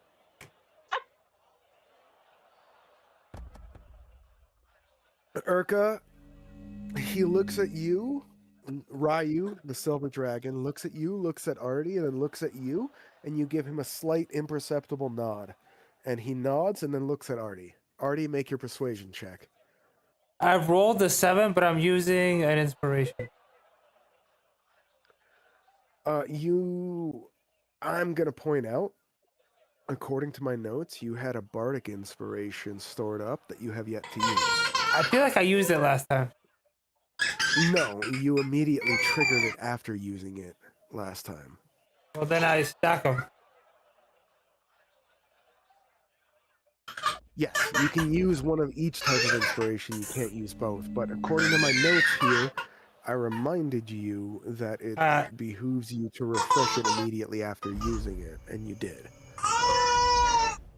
That, or I wrote it in my notes meaning to say it, which is just as good for me. Because if I wrote it in my notes meaning to tell you and didn't tell you, then that's my fault, not yours.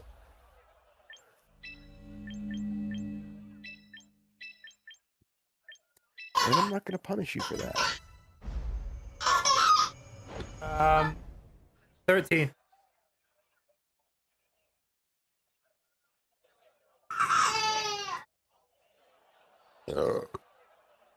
He squints, looks at you, looks at Tay, looks at you, looks at Tay, and says, "All right, kid.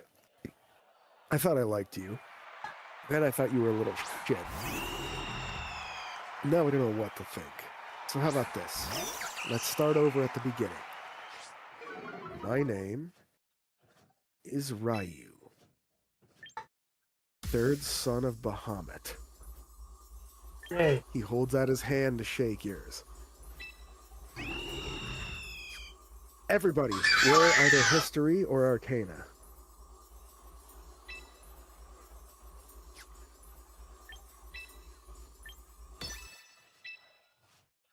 Okay, that's fun. I rolled a nat 1 for history.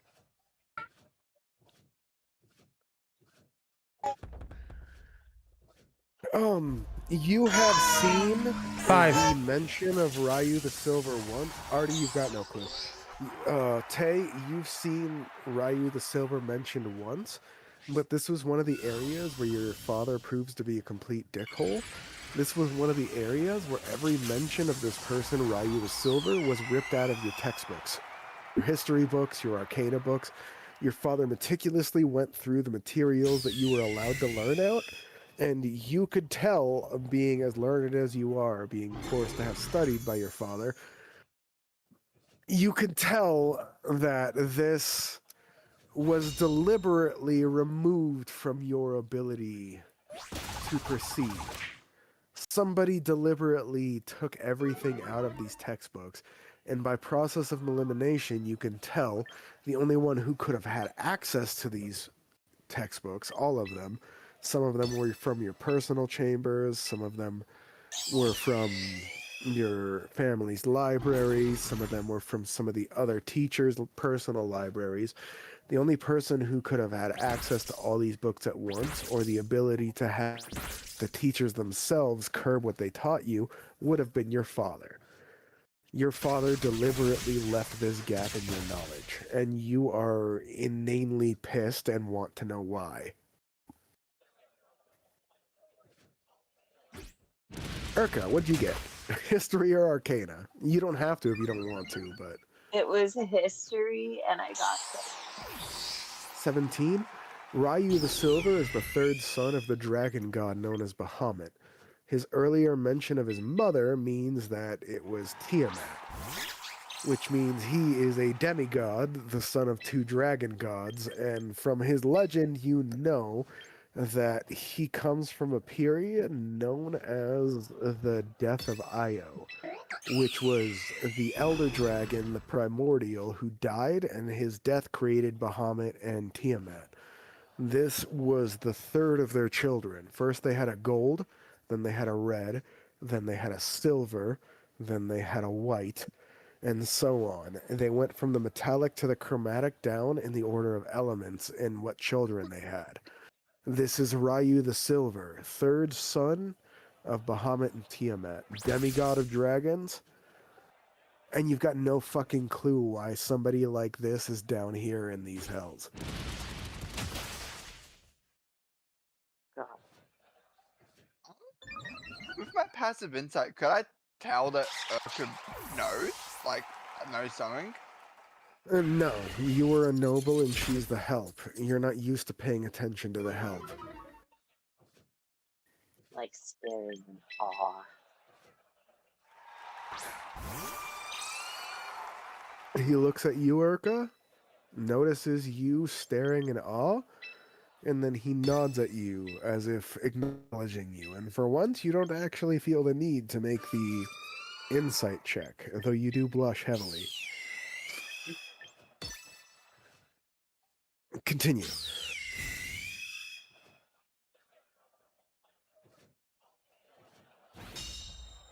He handed you his butthole scale, and now he's staring you down. Silence persists, and he says it would be rude not to accept it. Surely, I think at it'd least be one of ruder you- to accept it.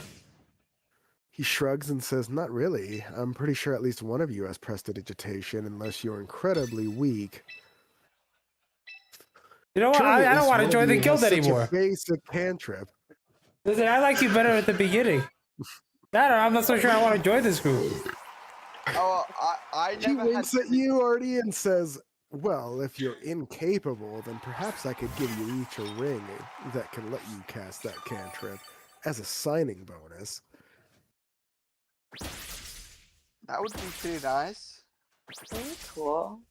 He lays out a white cloth open with 3 rings on it, almost as if the DM had prepared these 3 rings in advance to entice you guys into the guild.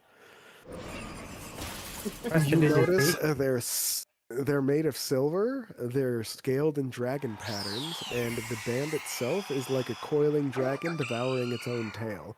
But rather than the old tales of Jormungandr, it is a 4-legged true dragon in these realms. In these realms, you all know that the serpentine dragons are what's known as lesser dragons. Still technically dragons, but considered a lesser species. They do not have what's called a dragon's heart, which is a powerful source of mana that lets them cast spells almost indefinitely. You all need long rests to regenerate your spells and mana. They roll a d6 every round to see if their spells and dragon breath recharge. There's a difference. They are also known as the greatest source of mana in all the realms. It's considered very lucrative to have For mages, at least, or people with high magic realms, to entice dragons to live in their world, because it's generally accepted that dragons raise the general magical atmosphere, as each of their heartbeats pumps more magic into the world. They and phoenixes and a few other obscure creatures are the only ones who are known to actually produce mana rather than simply absorb and consume it. All of you know that mana is considered a finite resource in your world. And dragons, phoenixes, and a few other things are the only things that pump it in. Phoenixes do so on their death. Whatever experiences they've accumulated in their lifespan, the concepts and quote-unquote Akashic records of whatever they've done in their lifespan condense into their mana and explode on their death and rebirth, releasing more mana into the world. Dragons are considered the only creatures that produce mana passively. Every other creature, including phoenixes, even if they are at the top of the totem pole next to dragons, needs specific conditions to put more mana into the world.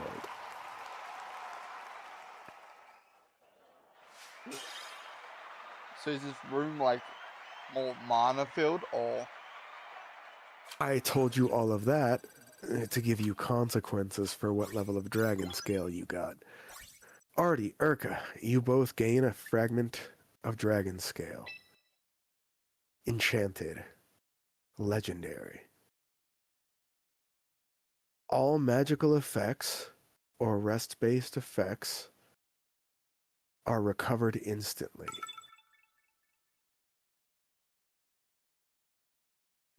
One charge out of 1.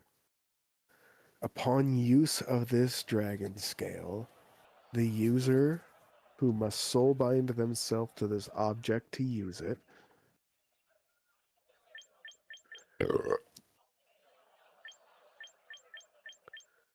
must pray on it and commune with its source to recharge the fragment of scale. This includes Second Wind, Channel Divinity. When you activate this, regardless of how many resources you use, or what spell slots you used or whatever, you are refreshed as if you have just finished a long rest. However, everyone around you can feel the aura of a demigod having blessed you and the mark of Kellamvor upon you. While using this object, you can no longer hide any divine or infernal connections. All around you and all observing you will know both whom you serve, who you work with, who you work for, and who your enemies are. It's essentially a get-out-of-jail-free card with a giant monkey paw chained to the bottom. Blast heads. You gain the exact same thing, except the condition of yours is that when, upon its activation, you are forced into a telepathic meeting with the creator of the scale and must convince him you are worthy of its use.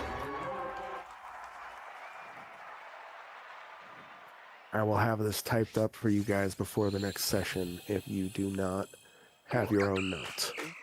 So it's kind of like Alien X, as I have to talk to him to convince him to allow me to use it. No clue what that means. From Ben 10. I never watched that shit out of principle because my actual name is Ben, and I had people make fun of me and call me Ben 10 my whole life, and I only got them to stop. I only got them to stop by promising them 10 punches for every time they called me Ben 10.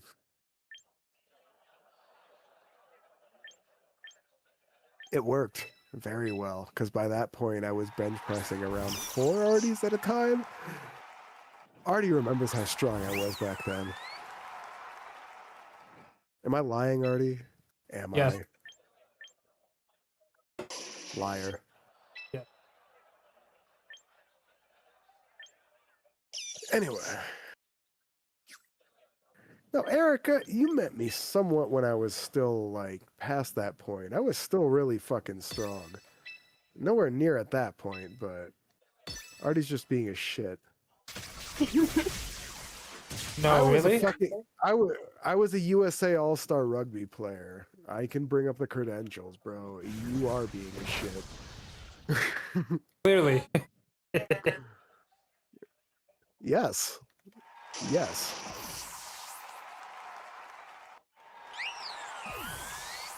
SoCal Griffin was the first thing. And I did that when I was fucking 17. Okay.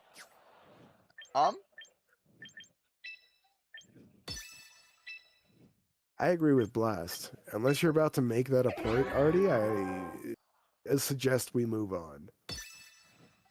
No, that was Leaving it. that in Artie's here. You asked me a question. I wasn't listening. I just answered. Like a little shit. Anyway, where were we? I honestly got indignantly mad at that comment. You just finished. I know, it's explaining funny. this, It's actually kind of funny you got that I bad. worked my ass off to get that far, you little shit. You're marked by Callum Borg. Everybody can see our shit. Ah.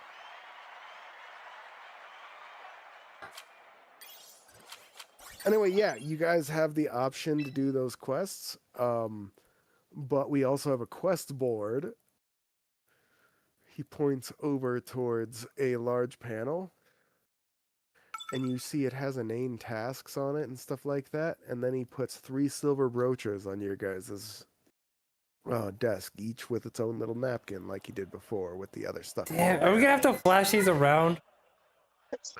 You can if you want. I advise not doing it unless you really have to.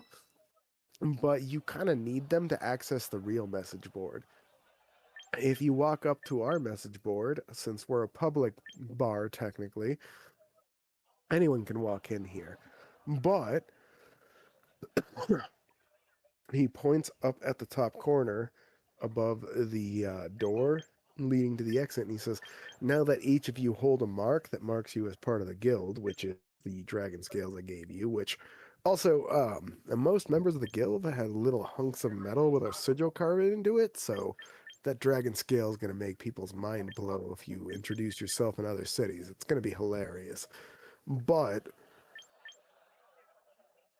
now that you possess something that marks you part of the guild, look around. Urka, even you notice, as you all look around at his behest, that there are now several glowing sigils around the bar marking different things. You guys cannot recognize the script unless you speak Draconic and read it. I can. I'm pretty sure. You know, then you can read and I write can. the words, and you notice nothing similar. So can you. But Urka, even you don't understand the script. You understand you don't understand script, but you understand the words. They mark things as safe, exit, friend. Different single word things that are different marks around. And he says, you both have to be a member of the guild acknowledged by me and possess a token that marks you as a member of the guild to see our guild marks, but you'll start seeing them around the realms. We have operatives in all 10 floors, and as you move from floor to floor, you will notice these glowing sigils. Even if you do not understand the Draconic language, you will know what words they say. They will be simple words. Fence, friend, hideout, safe house, such things like that. Keep your eyes open, your head sharp, and your fingers sticky, my friends. Welcome to the guild.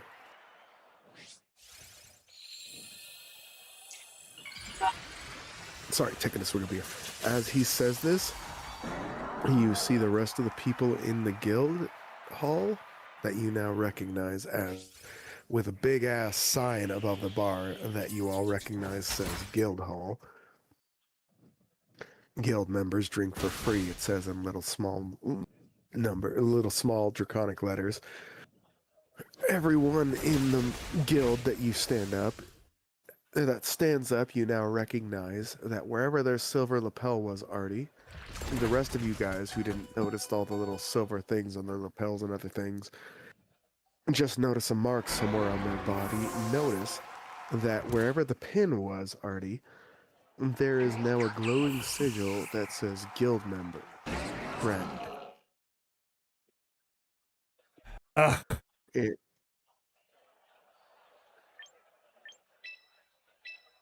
you feel the dragon appear next to you, Artie, slap you on the back and says, I can hear you scoffing. You're not being subtle, Bard. So, how about I do this for you? Instead of punishing you, being a dickhole, being an ass, or making you scoff more at me, how about I do this? He lifts his head and says, all right, everyone calm down. Now, he walks over. You see him tug his hood back, pull what looks like a bowler hat that you guys definitely didn't see on him beforehand, and he drops it on the ground, flattens it a little bit, then ushers you close, Artie, and says, our new guild member here is a bard. Let's give him a round of applause and let him earn his first paycheck among us guildies. Please be generous, my friends. I am sure that as a member of the Silverleaf family born and raised, that he is quite skilled in the bardic arts. And I drop a before war any gong solo at that moment.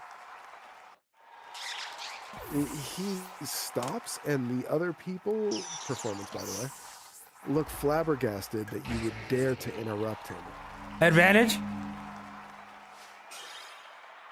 Honestly, I would have, but you interrupted him mid-sentence, and that canceled it out. Oh, fuck him. And it's not him that's offended, it's his guildies, for the record. 16 and I'm using a D4.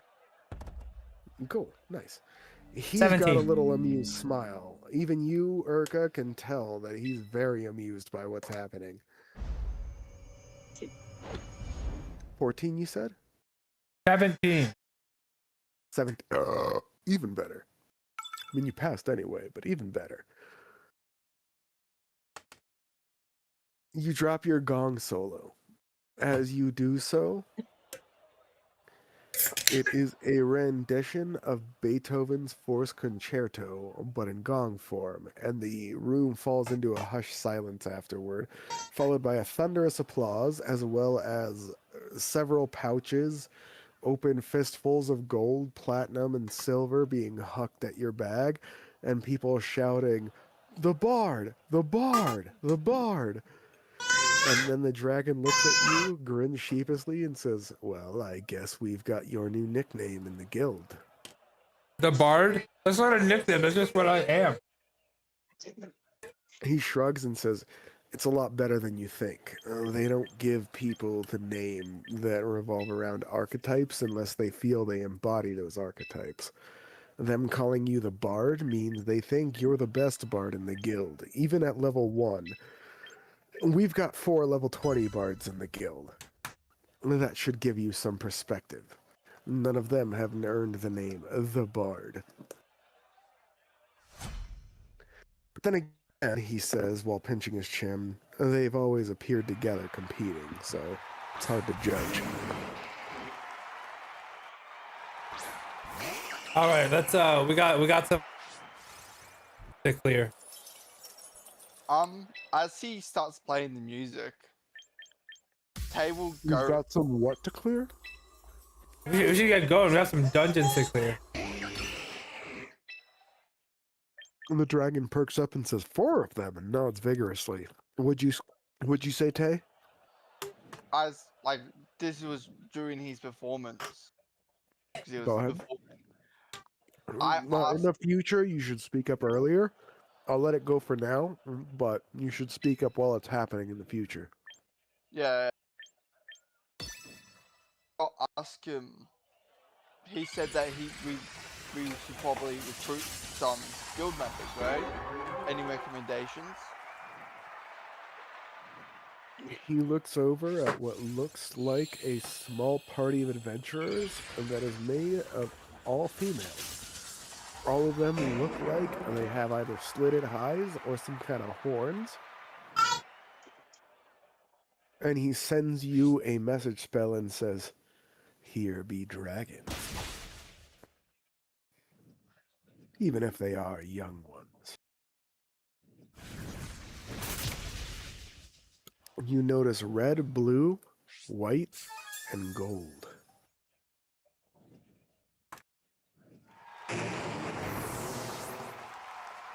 So, can I get like a portfolio on them before I go over there? He snorts and says, "Fuck no. Unless you want me to start handing out portfolios to everyone who asks about you. I mean, We're the Assassin's Guild. Why the fuck would you think we just hand out answers about our guild members willy-nilly? Go talk to them." I recommended them because they're very young, not quite as powerful members of the guild, and will likely be helpful in your endeavors in the dungeons. They're not very used to their humanoid forms, though, so they may be a little clumsy.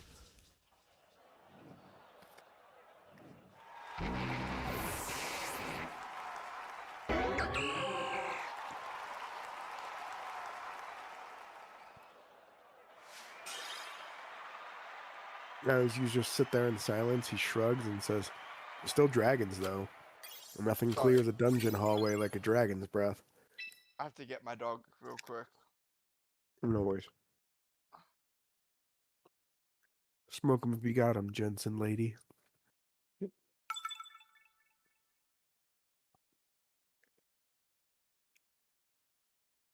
Though, you guys requested combat last time, but you're talking a whole lot for people who want combat. It's not my fault the NPCs are very wordy. It's not my fault you're asking wordy questions. Touche. Tit for tat, bish. I'm giving exactly as intricate answers as the questions you're asking deserve. Nothing Touche. more and nothing less. Touche. I gave you very early on in this conversation a point out, both towards two separate things you could do to prove yourself to the guild and an actual quest board, and y'all are still talking. I just wanted dungeons. I didn't want to join a club. Well, too bad. You either need to level up or have a raid. As this guy just pointed out, these are basically raid bosses, not just regular dungeons. So either you have to be overpowered for the level, which is very possible depending on how diligent you guys are about doing side quests, or you have to have allies surrounding yourself to do an actual dungeon raid. And the choice is up to you. Do you want to be paragons and heroes? Do you want to be commanders and whatnot? Or do you want to do both? Empower yourself up to the point you could do it yourself and then take them on with you anyway to, build a faction. Choice is all you, bitches. On a side note, did anyone watch Game of House of the Dragon? Yeah. Nope. But I know what happened, so you can talk freely. What do you think? God, I quit smoking cigarettes like 2 months ago Good. now, and thank you. And I have not wanted one as bad as I did. It's stressing me the fuck out, dude. Yes. Everything's wrong. Everything's wrong, and everything's bad, and I'm stressed. Yes. I think I pissed off my It mom only gets because worse. I kept making little comments. Oh yeah. I think right before the one dude went under the water with the heavy armor, I was like, oh, it's considered really brave in the heavy kingdoms for them to wear heavy armor on ships. Yeah, I can see why. A And lot then I of explained to her why I was choices pissed were that they made. took out Victorian Greyjoy from the actual Game of Thrones shit, and why I'd never actually watched that shit, just see it in passing anymore, because that motherfucker straight up told us that he's never gonna put out Wings of Winter while he's alive. which makes me think he's already finished the entire series and he's waiting until he dies to release it posthumously as a giant fuck you to his fan base I because he would. doesn't Fuck you feel like guys. dealing with the criticism about the ending. I don't care. I just want the fucking book to come out so I can finish that chapter in my life and move on. And this piece of shit little bitch who doesn't fucking accept that he's gay, which, by the way, anyone who's read the books can agree that no straight man spends that much Are you time projecting again? fixating. No straight man spends that much time fixating on A, clothing, and B, the size, shape, and texture of a penis. Neil Patrick Harris. You're wrong. Oh, hey, he just proved my point, didn't he?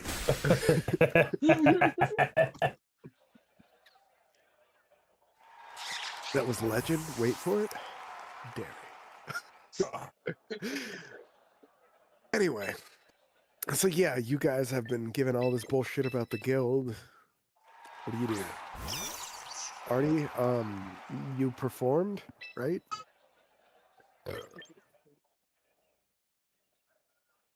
Yeah, I performed, but we should probably head out to our first No. That wasn't a question for you. That was me sitting here calculating your loot. That's what we're hung up on. Yes. People chucked valuables at you while you were playing. Yeah, That's what I had to they finish calculating.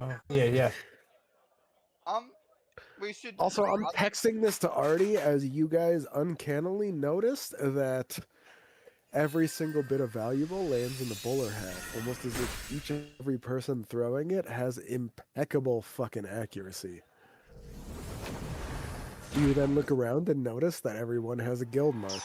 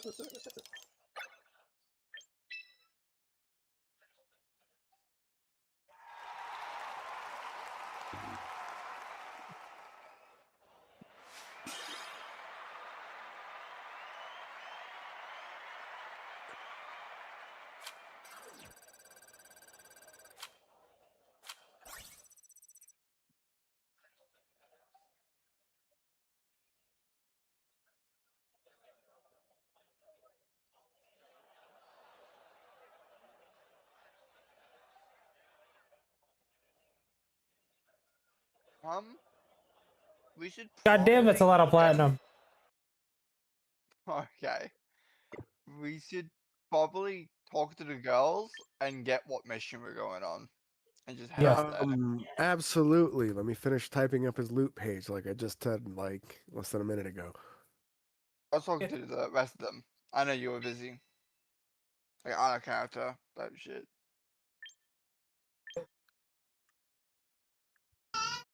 Type shit.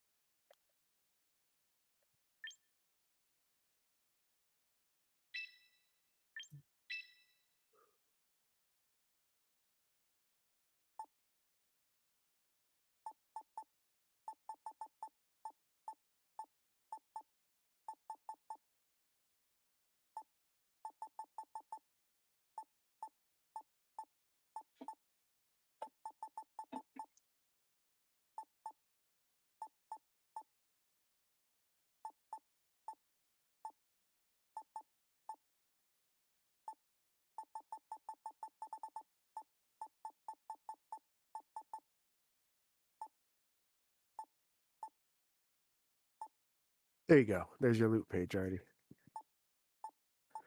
And then you hear somebody whistle and scream, "Play Freebird!" No. And I'm offended.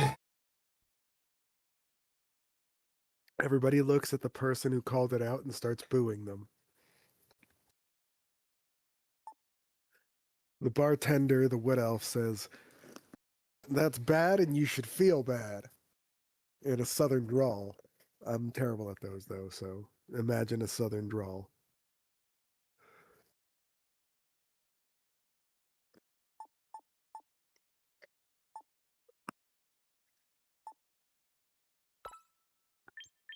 Alright. Now you guys can continue as you want. As the dragon leans back and says, "Now, get the fuck away from my table and go pick up some work." Hmm.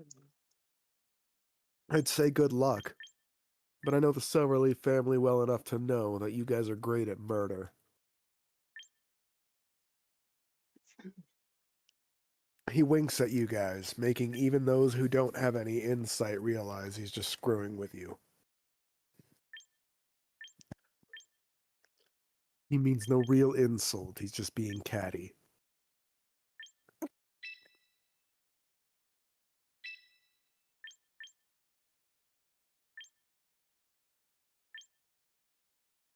You guys feel a compulsion to stand the fuck up and leave his table. As he narrows his eyes at you and his silver eyes begin to glow. Urka, wisdom save.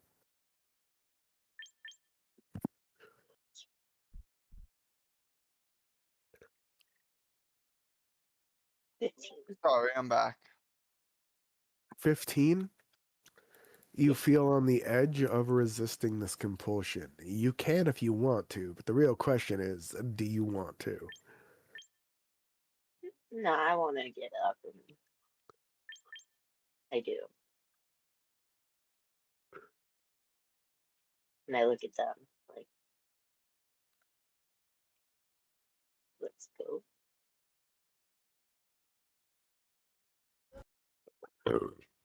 So As So you yeah, guys let's go. stand up, you notice that there is the quest board, the bartender, several other people standing around. You can carouse, leave, check the town quest board, this quest board, but you do understand at this point that this quest board's going to have more nefarious tasks. Assassinations, thieveries, that kind of thing. What's gonna happen? Are we gonna go to hell? Didn't we have those 4 quests we also got given to like prove ourselves? Yeah. No, you have to do a team dungeon and a solo dungeon where it's just you guys in the dungeon and one where you're running it with a team of volunteers. So you have to prove that you can recruit a squad of volunteers from the guild and successfully execute a dungeon with it, and you have to do one solo. But he, the dragon, Ryu, advised that you guys level up a bit before you do anything like that. By the way, Ryu means dragon in Japanese. I love that name because it's the dragon named Dragon. It's hilarious.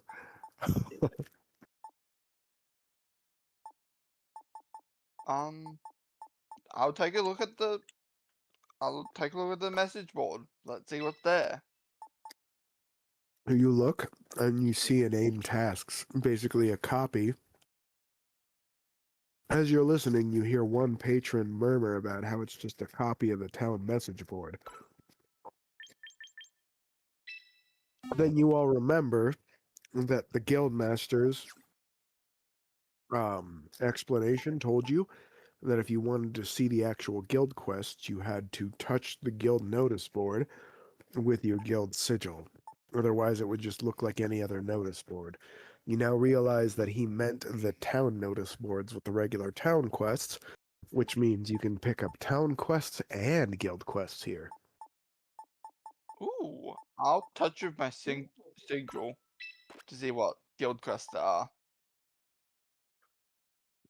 In front of your eyes, the notices change. From what you can tell by observing the people around you who were discussing the mundane quests as they were, their perception hasn't changed, merely yours. You see a plethora of different quests, including assassinations, thievery, dungeon scouting, blackmail, escort. Really depends on what type of mission you're looking for. Wow. Many of which are inside the city here, many of which are outside the city. There are a few quests where they request to escort someone from the first floor to the second, but there's a minimum requirement of level 6 for that.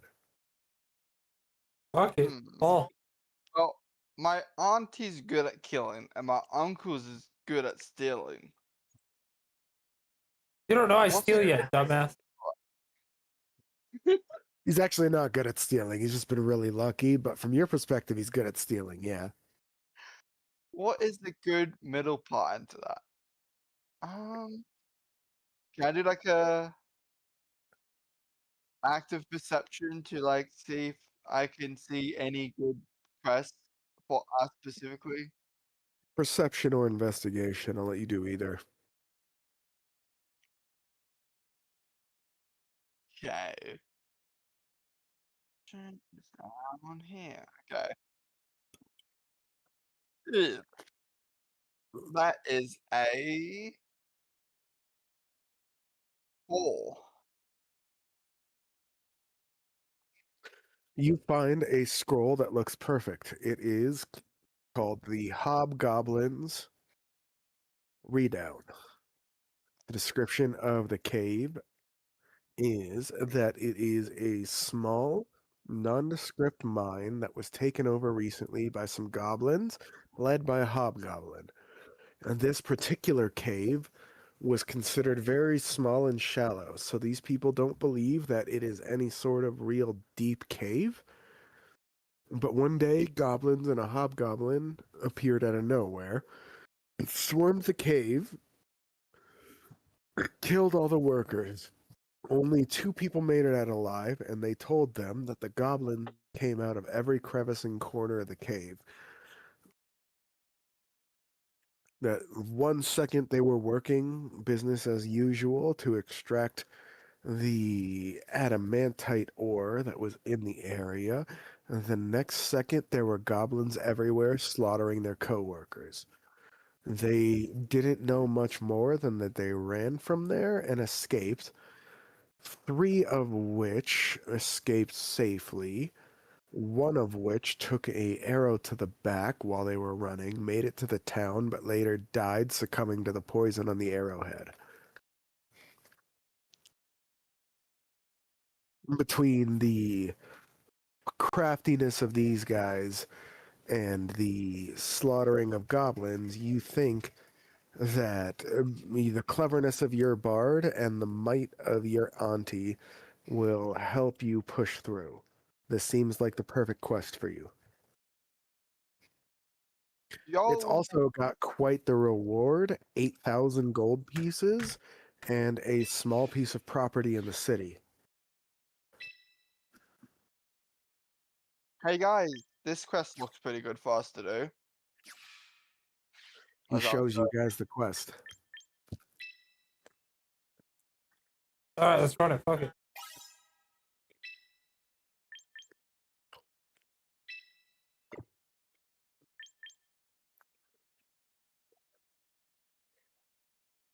But it might be At, small. at the bottom of the scroll, it says, if you accept this quest, please bring it up to the bar and show the guild receptionist. Let's go. And then we get equipment after.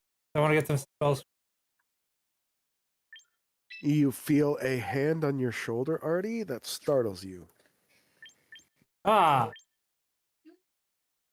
You hear a chuckling behind you as the same dragon says, "Don't worry, I'll let you get some basic equipment from the build stores before we send you out. We want you to survive, so we'll at least send you out with some potions." Thank you. This is a good quest, right? As I show him the quest. His eye twitches and he goes, "Are you fucking suicidal?" I'm no, just sorry. really confident. He shrugs and he says, "All to you." And he squints his eyes at you and says, "You do know what you're dealing with goblins, correct? History Gobbles? roll if anyone wants it."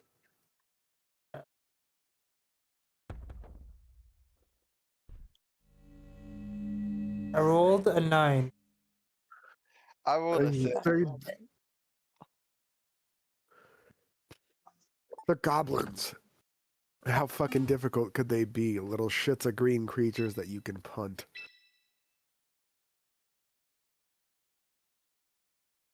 Fucking goblin.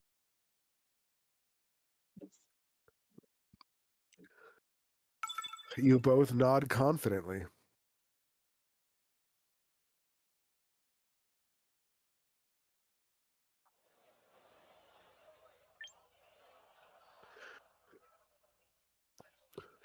He squints at you guys and says, "Very well. You are from the Silverleaf, so I will assume you know what you're doing. Just try not to get yourselves killed.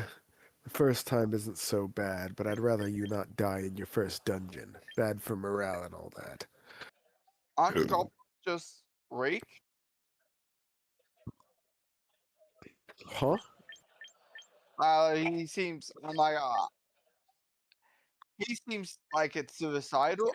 I think Tay would think goblins are just weak creatures. Oh, exactly. That's exactly what I told you you believe about this quest. yeah. Perfect.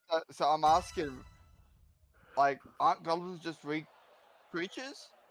He shrugs and says, "Individually, yes. In a stand-up fight, yes. Good luck finding one in a stand-up fight." And he then shrugs and walks away. I still think we should go through with it. Do we still go through this? Maybe we could look at other quests. No, we got this. Yeah, let's do it. Actually, Tay, because of your 4, you feel pretty confident about this quest. That's why I said maybe. Like, No, that's a cop-out. That's bullshit. You feel confident. You sounded very doubtful right there. okay, I'm the DM. It's my job to that's bullshit fine. you. Good luck trying to bullshit me. I know your tells. okay.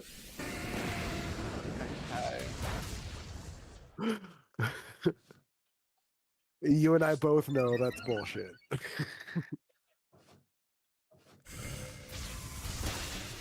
Okay. You Well, think this quest is a great idea because of your 4. Proceed. what do we guys want to get before we go into there?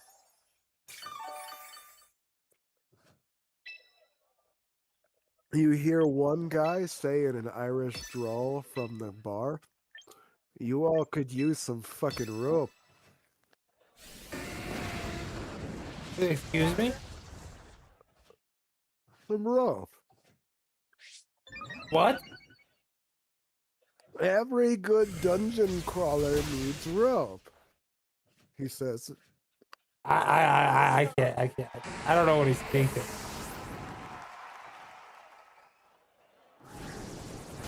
You see the man next to him look at you and say, "Do you like dags?" Excuse me? "Do you like dags?"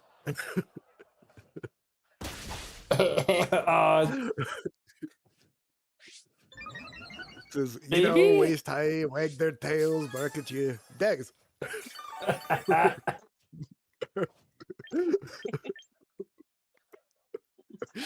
Having way too much. It's so dumb. Oh, come on. At least one of you has seen Snatch, right?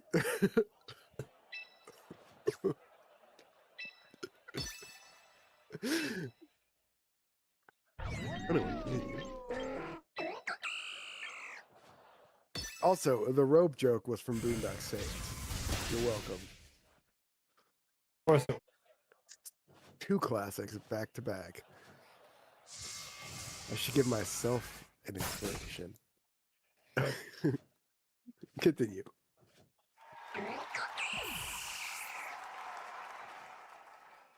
Yeah, you picked your quest, you were advised to pick up rope, and then asked if you like dogs. Continue.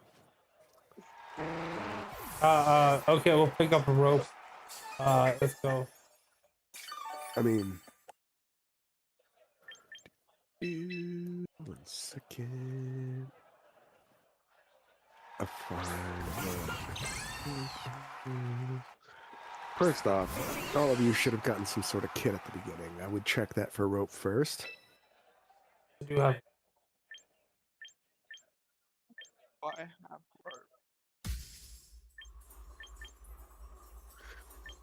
rope. 1 gold piece for 50 feet. You can buy them in connected lengths that are unbroken. If you buy them in bulk, I will let you have them be one unbroken segment of rope. If you buy them in different segments, I will make you tie them together and lose around 5 feet on either end in order to do so. Well, Yeah, in order to do so securely. I'll let you guys gamble with the other 4 feet if you want.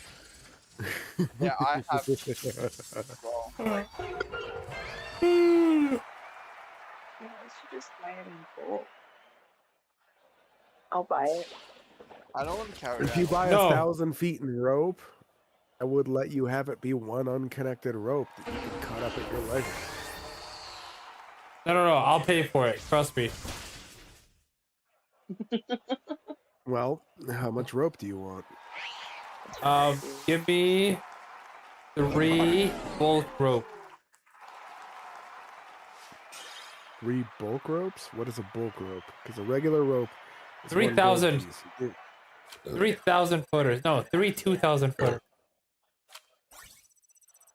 Do you want silk rope or regular rope?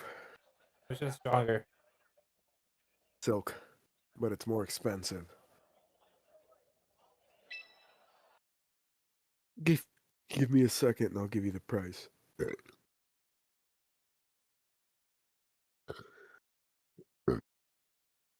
Yeah, better grip. Okay, so no. I was about to tell you the difference here. So regular rope, 1 gold piece, 5 pounds for 50 feet. DC 10 dex save or dex check, sleight of hand for tying a knot with it. It can be burst with a successful DC 20 strength athletic check. That means breaking the rope. You can bind an unwilling creature with the rope only if the creature is grappled, incapacitated, or restrained condition. Creature's legs are bound. The creature has the restrained condition until it escapes. Escaping the rope requires the creature to make a DC 20 strength athletic check to break it or a DC 15 athletic check to unwind it. A silk rope has 2 hit points, can only be burst with a DC 17 strength check or 2 hit points worth of utility, cannot be burst via athletics check, and cannot be broken by unintentional means. You have to intentionally try to break the silk rope, but it's... what's the price? 10 gold piece for 50 feet. Instead of 1. And Wait, think so of it hold like on, if you know the hold on. Lord of the Rings, the difference between rope and elven rope. I don't know the Lord of the Rings. Elven rope's way better and is really hard to break. Alright. They have this property where You know what? It's more expensive. It's gotta be better. Give me the silk. How much is it for 3,000 uncut? Except for section 1,000. Second. With my guild. Sorry, I'm playing elevator music while I'm doing math. 3,000 gold.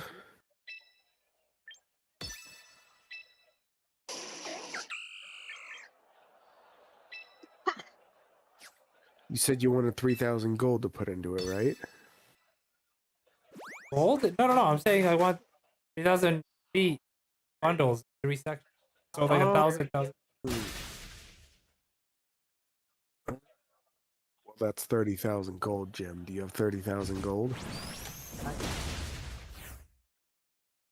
That's why I asked instead of just telling you no, because you actually might.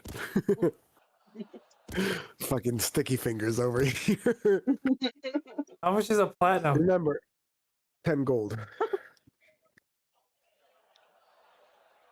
Oh wait, 30,000 gold you said?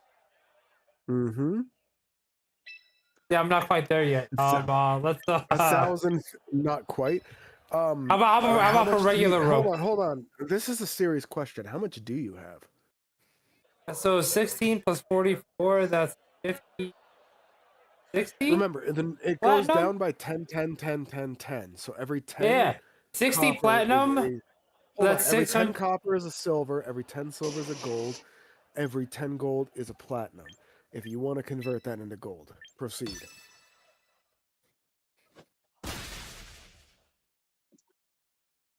How the question is, do you have at least 24,000 gold? I don't. How close are you? Not close at all. If you can get to 24,000, you can buy your own guild hall. Alright, good to know.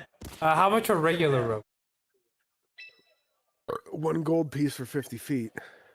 So how much for 1,000? Or 3,000 total? Excuse me.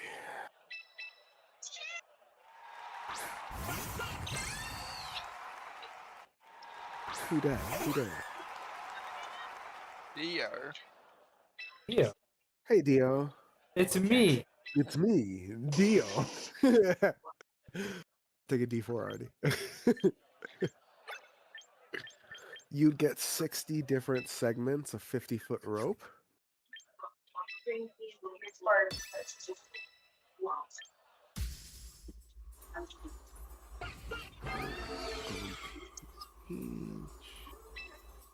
It would cost you 60 gold for 3,000 feet of regular rope.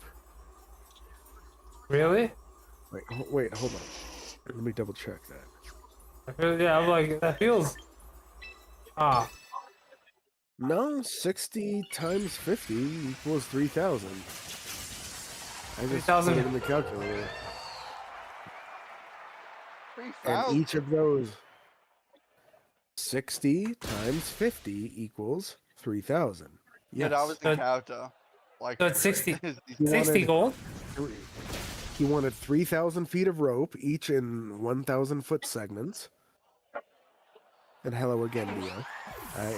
You are approaching us, even though you are alone. I understand. So 60 gold plus a 2 gold surcharge for each 1,000-foot length for the size of them.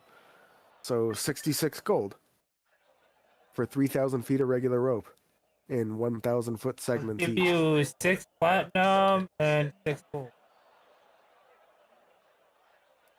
The merchant, an older elven man, nods at you gratefully and then starts screaming at his apprentices to braid the ropes faster. And then he nods at you and says, "Please come back in an hour, sir." And then hands you a few silver and says, points at a stall across the street and says, "Let me pay for your lunch on the way. You and your companions, here you go. If you feel like waiting there for the rope, you can. If not, feel free to explore the town. Consider this a courtesy charge for you waiting." He then Right. bows and then hops into the back of his stall, tossing up a close sign, and you hear him start shouting and bustling about to help his apprentices braid the rope. Could I look for a shop to help my magical abilities? Hey, what to help your magical abilities? Just a shop like a ring, runs type shit. You see quite a few. Roll insight actively. Actively insight, okay. I will use the D4-ness.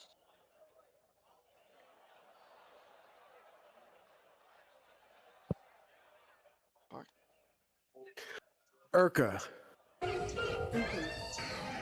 you have been watching them this whole time. You see a small boy walk by Tay, bump into him, and as you do, you see him slip his hand into Tay's pocket and walk away with a few coins in hand.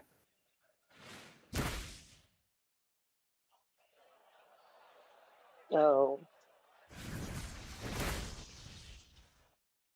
I asked the little boy what he needs to be replaced for.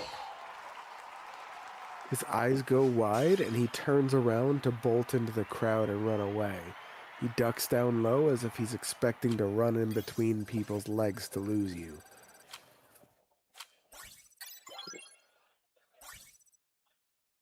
Why is there a little boy here? We're in hell. Yeah, hold You on. Why is there a notice child? few children here. Continue. Hmm. Not a lot, just a few. I rolled a Yeah. 6 insight. Make a dexterity saving throw. Okay. There's a saving throw. And here. Okay. 6. Wait, whose are these? Sorry. Urka, you notice that Tay seems clueless about the boy's pilfering of his pockets. What do you do? I asked Tay to check his pockets because I want to make sure he still has, it wasn't more than just a few coins. Okay. Tay, you are So- missing 15 gold. Oh, it's As just you, some change. I mean, it's really not, but sure. I Does that mean you don't. don't choose to pursue the boy? Oh, I mean, he's already disappeared into the crowd because nobody grabbed him, and you all just went to check your shit after calling him out. But you could chase him if you want. Yeah, let him be starving. Yeah, I don't want Um, to chase a little boy. eh, You all remember Kellenvor's explanation that there are no children in the proving grounds. How much gold was it? 26? 15. Oh, wait. yeah, no, Are you it's sure? not worth me printing. You're fine. Don't worry about it. Are you sure he's a little Are you boy? guys saying all this in character? Yeah. Yeah, I am. Okay, proceed. Sorry. I just had to ask that. Everyone take a D4 for acting this out in character, by the way. I'm trying to reward you guys for doing everything in character. Are you sure he's a little boy though? The carnival said there was no. You That's hear a why I'm chuckling from the side. One of the demon guards, this time a female demoness, not one of the succubi or whatever you've seen in the red light district, but an actual, what looks like warlike demoness with the same armor and stuff, just a little more feminine, chuckles and says, "There ain't no kids here in the proving grounds, newbies. That there was an elfling, a sprite, a gnome, or some other type of creature that appears like a child to fool its victims." Well, I guess it fucking worked. Next time you see that happening, you just rush it. Okay. She shrugs and says, "Not my job. I'm here to make sure the likes of you doesn't break the buildings while you're solving it yourself." Seems like doing nothing with extra steps. She nods vigorously and says, "Great job, isn't it? Uh-huh. Get paid to sit around and trust my judgment on what is actually requiring my attention. Up to You know a what? point." I respect it. Carry on. She makes her head go left and right as if she's considering something and then says, "I could carry on, or I could point out that some of us, I mean the gods, might be convinced to look the other way if you wanted to do something that might grab our attention, so to speak. I ain't Listen, asking for it's anything fine. right now. He can I have ain't the first trying one. to-" She shrugs and says, "I ain't trying to get anything from you now. I ain't trying to extort you, but I saw how the doorman treated you at the Angry Bicorn. Take my card, She hands you what looks like a business card, but what has a magic circle on it. And she says, just infuse some will into there, and you can reach me through one of my enchantments. If you ever need the services of the god, or... And would you be able to help me out of a pin? Specifically... Hold on, before you say that, she looks you, Urka, specifically in the eye, and she's handing the business card to Artie and says, if you ever need our services, or us to look the other way, she says as she glances at you, Urka, give us a ring. And then Artie says, can you help me? ... Continue, Artie. Can you help me out of a bind? Let's say if someone was caught with their hands in a place where they shouldn't be. She blinks, looks down at your crotch, then looks back up and says, that depends on the place. You know with what? A shitty-ding, toothy grin. You know what?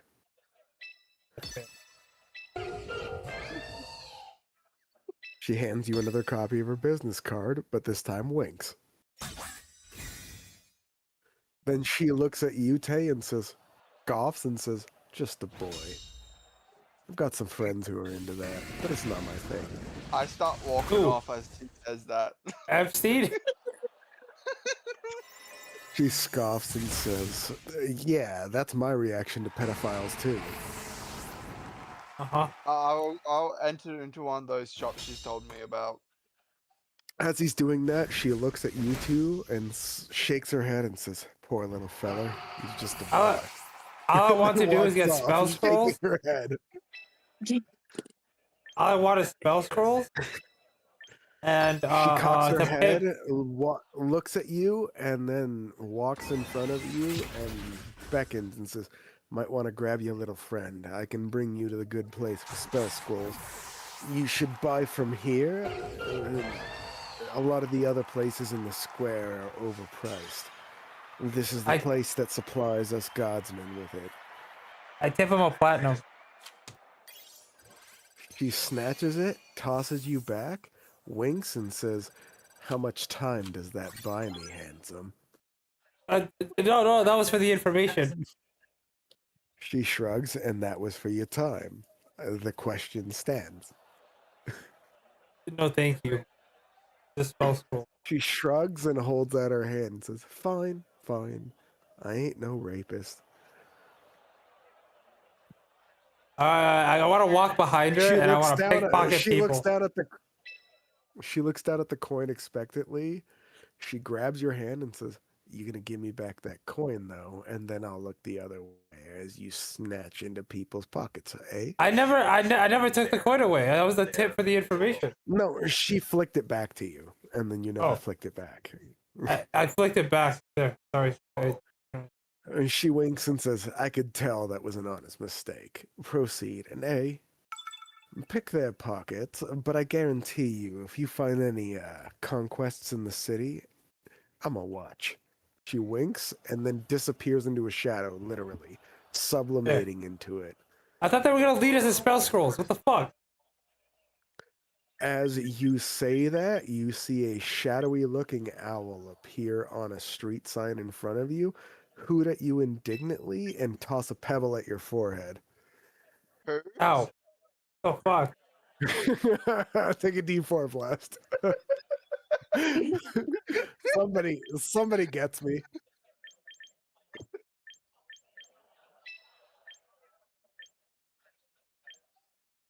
Urka, as you walk down the street, you notice many of the men who seem to be here to frequent the brothels are checking you out, several of which are eyeing their coin purses. At this point, that's when you finally realizing you are in the red light district. You've been in the red light district the whole time, and the whole reason everybody here has been overly flirty is because you're literally in the district dedicated to prostitutes. Oh, how come they don't assume we're prostitutes? They do. That's why everyone propositions. I guess that's why that guard made that comment. I just didn't put two and two together. Oh, shit. And why they keep offering you money to fuck. You're a I am pretty so boy oblivious. elf with a guitar. You're a pretty boy elf with a guitar on your back. People keep offering you coin to fuck, Artie. That you know what? A lot of comments are making sense now. Okay. You don't. Your character doesn't realize this. Urka is the first one to realize that. Oh wait, we're in the district of prostitutes, and they've all been hitting on the bard. Oh shit. I'm just rolling my eyes. By the way, I'm still separated from you guys. He's embarrassed. Are you sure? Hold on. Are you sure you want to separate from him? Like, If I were you, I'd stay in by spell school. We're gonna probably need them. well, I walked off at the demon comment. You guys like have to like drag me back. Like, I go this way. I How make far the away stock. from them do you go? I make. Nephew, Can you have the this way. stalker bitch just lead him back? You can try, but that depends on his interactions. That's why I asked him that, and then asked him to clarify how far he goes, and gave you guys the attempt to react. So it's up to you guys whether or not you want to split as the party. So proceed. I'm still in a good earshot from them. Like, I can still hear them if they call me. I'm back. just gonna point out, for people who said they wanted combat this time, y'all are talking a whole lot.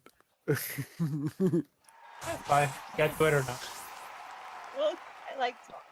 I literally shoved the possibility in your face and you kept talking, so I don't feel bad anymore. Proceed. I just want spell. You hear the demoness chuckle behind you and say, "Several of them?" You turn around and you look around to see where the demoness came from, and you can't find her. What you do see is several shadowy marks in your vision, as if they're marking certain sections of the city. As you look closer at them, you see different icons above them that say things like Marjorie's Emporium of Spell Scrolls. One says the Wizard's Alcove. The other says Spell Scrolls Delight. There are several sharps marked in your vision as if it were a heads-up display with nav markers. As soon as you realize this, you can't make a wisdom save, actually. Unga. Bonk, I bonk, bonk. roll. Ah, fuck. Oh, I roll a 3. You fail miserably. As you feel the desire to go to these shops, you hear the same guardswoman's voice in your ear, chuckling maniacally. You turn around from left to right, but can't find her anywhere, as you hear the owl ahead of you on the street sign hoot again, and then click its beak at you as if laughing. I hate all.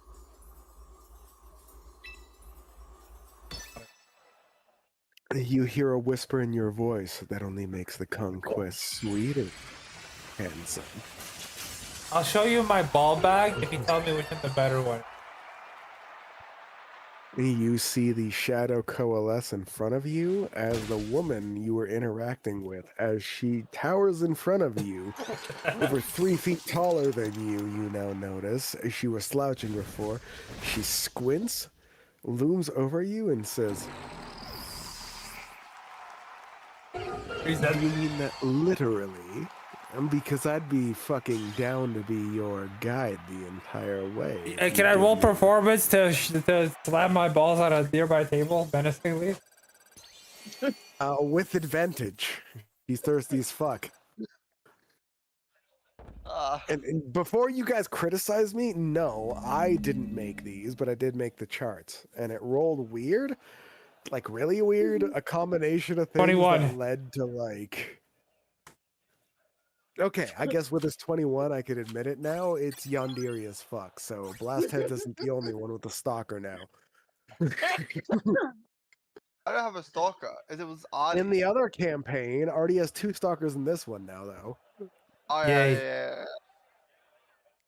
Forgot about her. I'm gonna get Speaking of which, murdered. Artie, as you feel the cosmic self that is the DM slightly nudge your character to remind you of that, You hear the sound of heavy breathing in an alleyway near you, but as you turn around, the sound and any trace of its existence is gone.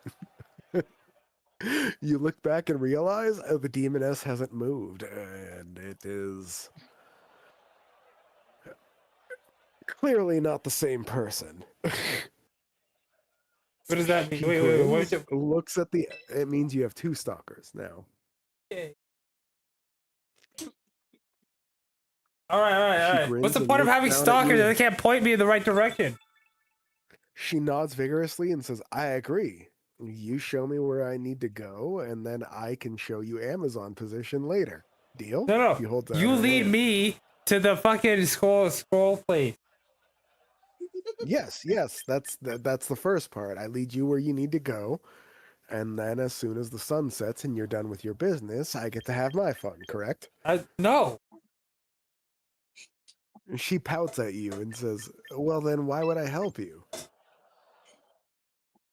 For the potential that I might change my mind. She Persuasion. shakes her head and says, "I know what you might be thinking. I'm too big, but I can assure you I'm a healer, so even if I break something, I can fix it." I might choose to walk away now. I'll just explore every shop on my. And you hear a dejected pout behind you. Aw. And then you hear 2 heavy sets of breathing from different alleyways as you proceed forward through the town. Roll investigation RD to find your own scroll places. Roll with advantage because she's already named 3 good ones in front of you. My balls are still out, by the way. Into the, I'm also gonna say that you have the what do you call it? You guys meander into the merchant district because none of you are stupid enough to think that you wouldn't Nat have 20. to wander into the merchant with his balls out, placed menacingly on a table first, and then assuming they're fuzzy. Honestly, I just forgot. Hold on, I'm assuming they're fuzzy. You are half elf, right? Of course. So they were furry balls placed menacingly on the table. Got it. Then everyone who saw you do that heard a gigantic Amazon-esque demon-esque who they all know as a badass enforcer who is pretty fucking scary to cross. Pleaded with you, ended up begging, got denied as you walked away with said menacing balls flopping along as you walked. Proudly into hate the you. merchant Proudly. district. Proudly was... You're a bard, Artie, and you rolled pretty high, so proudly is kind of... Okay. I rolled a nat assumed. 20 in investigation to go find this place. So let me go find. Urka, as you're walking along behind them in the transition between districts, you feel a tap on your shoulder. As you look over rapidly with your guard training making you snap to attention, you notice a female orc, blushing heavily, who says, "Are you his guard captain?"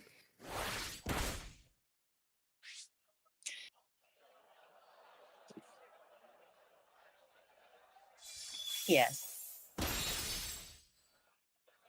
Hey, Pretty at the same time, make a strength or dexterity saving throw. Okay. Just 6. Oh, motherfucker. You are Oh, shit. specifically saying that you distance yourself from them, that you weren't paying attention to them. And while this spectacle is going on, where half the people in the street that you just separated yourself from these people are, they're all staring at these 2. One who's being approached by a blushing orc, which is not something that people see every day, and the fucking bard strutting through the street with his balls out. You feel a hand snatch the back of your collar and yank you into an alley. Then you feel a billy club on the back of your head as everything goes dark. We'll get back to you later. You guys proceed. Do I see Attention this? has its disadvantages. Wait, did What's I your see passive this? Perception? What's Or, your passive perception? 10. 10. What's your passive investigation? 14. Fuck no, you don't see it. So wait. So Urka just got taken? No, your nephew Tay got taken. Oh, okay. Fuck him. I don't. Urka's being distracted by a blushing orc. Yeah. Oh, she Urka, rolled a nat 1, by the way. Yeah. as you're walking forward, you see the orc nod as if to herself, then stiffen, sneer at you, and say, "You're pretty bad guard," and then disappear into the crowd. At this point, Urka, you look around and realize you can't find Tay. It's gone. You hear the orcish cackling from an alleyway nearby. I saw. Okay, Okay. can I? Artie, you're distracted by bitches. Groupies. None of Oh. you have a passive high enough to understand that they're being hired to distract you, but continue.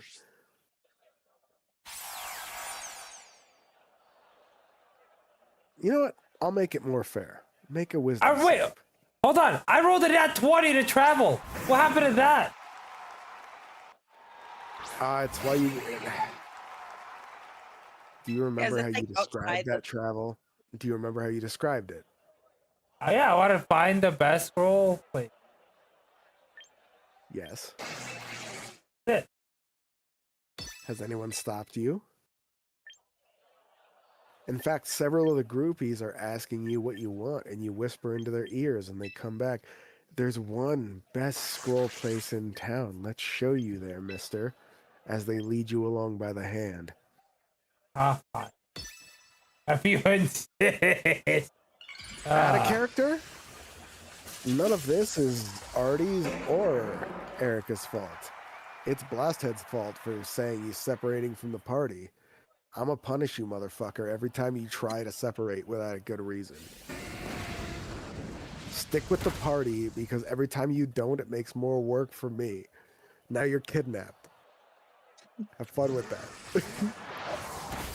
No, yeah, I realized, like, I just said it, like, I should have gone. I said this, like, maybe, but, like... If it's any consolation, your separation condition was different from each of theirs, and yes, I do have each of them planned out, and I have specific and fitting punishments for each of you for daring to split from the party for the wrong reasons. If you have the right reasons, go for it. It's up to you whether or not you think it's correct, and up to me to enforce it. Have fun with that. Blasthead's fucked up. Now he's kidnapped. Urka noticed. Artie's distracted by bitches who are showing him to... I just want. Listen, I've been saying it for the past hour. I just want my fucking spells. Actually, you've been saying it for the last 15 minutes. I've had an eye on the clock. And it's not my fault you guys have been making little interactions in between that I've had to intercept with or tempt you with. But I get your point. Let's get to the spell shop. As you get dragged in, or that's right at the moment that Urka noticed, as you guys are being dragged into the store, that you can't find Tay. Tay, you at least know that it was 2 blocks away that you got clubbed in the back of the head and everything went black. Nobody else knows that information, though. Urka, you only notice as you're going into the shop. Artie, you're still oblivious. As you walk into the shop, you see an older-looking elven man with long, silver blonde hair. It's blonde hair, but every time the light hits it, it shines off a little silver. With your passive investigation of 14, you notice every time the light shines, a small miniature rune on his robes lights up as if it's an enchantment doing it. And then you nod to yourself, knowing, yeah, that's definitely enchantment doing it after the 3rd time you notice. You walk in, and the elf bows, making a rainbow ripple over his silver hair, and says, "Greetings, good patrons. How may I help you?" And then he looks up, looks at you both, and his mouth goes into a sneer and says, "Level 1. Do you even have any coin on you? Yes, I need some spell scroll. He looks at your ears, looks at you, and says, "What is your family name?" None of your business. My family name is Platinum and Gold. Do you want it or not? He squints at his eyes and says, "My pride is worth more than gold. Speak your name or leave, fledgling." Can I fucking, what's another elf name, last As name you're sitting that I there would know? sputtering, and he puts one right hand on his chin and taps his lip, then looks up and says, "Because I've heard a rumor recently about a I flashed my badge! He squints and scoffs and says, "Of course. But that doesn't answer my question." He puts both palms Do I on know the any, table, other hold elf on, last names? and dozens. And they're all jumbled in your head right now, and you can't decide on one. As he puts his palms on the table and leans forward and says, "I've heard a rumor of a certain group fitting your description by the name of Silverleaf. Is that true?"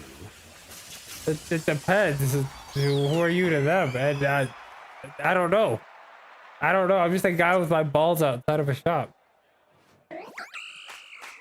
You see that his right hand that has been clenched the entire time pushes out in front of the desk and opens up. Inside, you see a sigil inside, and both of you go stiff. It's the sigil of your father's Imperial Intelligence Corps. One Well, who serves the royal family. he did it to Clenches his you fist too. And then removes. He squints his eyes and says, "Ha! You passed. If you were a sycophant, I'd have cut your throat myself." Kev, what did you do to have you do this to him? To I yourself. told the truth. He looks at you, Urka, and says, "I tried to report the truth of what happened to your mother." Oh, snap. Oh. He looks at you in the eye and says, "She was murdered by your father's enemies." Yay. I mean, no. Specifically, the central figures of the dragon tribe. He failed them one too many times, let's say. And they took one thing that he actually cared about away. Say what you will about your father, he was a dickhole. But he did love But he you. wasn't a racist. No, he's a giant racist. He still loved your mother, though. Oh, And her murder hit him pretty hard. It did fuck with him. It's probably why he never really got that close to you, but... yeah, it... never mind all that. It is crazy because like our nephew got like taken down an alley right now and fucking kid. kind of He Wait, oppressed. shrugs what? and he says, "I'm sure he can handle it. It's just a few ne'er-do-wells who want what's in his pockets. I saw it happening, could have stopped it, but figured it was good for the boy. Hold on. Learn a lesson. He got kidnapped? You see him grin and laugh and go, "Yup, got snatched around 2 blocks before you came in here. Your friend here was sharp to notice it, but she noticed you it do about it? 2 blocks too late." "Nope." He grins and says, "It was a random street gang. And they've been following you, listening to you, and let's say they've got more than one Naga within their ranks. Fade to black, blast heads. You wake up. You hear the dripping of water with the dim flickering of torchlight around you and the rushing of what sounds like some sort of pond or river. It's almost as if you're in a cave with some sort of river running through, but then you look up and realize you're in the sewers. Alright. Can we stop right there? Black That's a perfect. hooded figures around you. We can if we want. Yes. That's the. Let me finish this exposition part here. As you see a grinning Naga mouth underneath the hood grin and say, "Welcome, little Silverleaf." As this happened, the 24 other figures surrounding the little circle around you also grin, and you notice every single one of them is a Naga. Yo. You are in a Can't sewer say that. dripping with sewage, with Naga surrounding you, and rivers of sewage running around as they grin at you with faintly sickly greenish looking threads running through their robes, glowing in the dim light, the only light within the sewer. Make a will save, blast heads. We'll see if you can keep composed for the beginning of the next session, and then end there.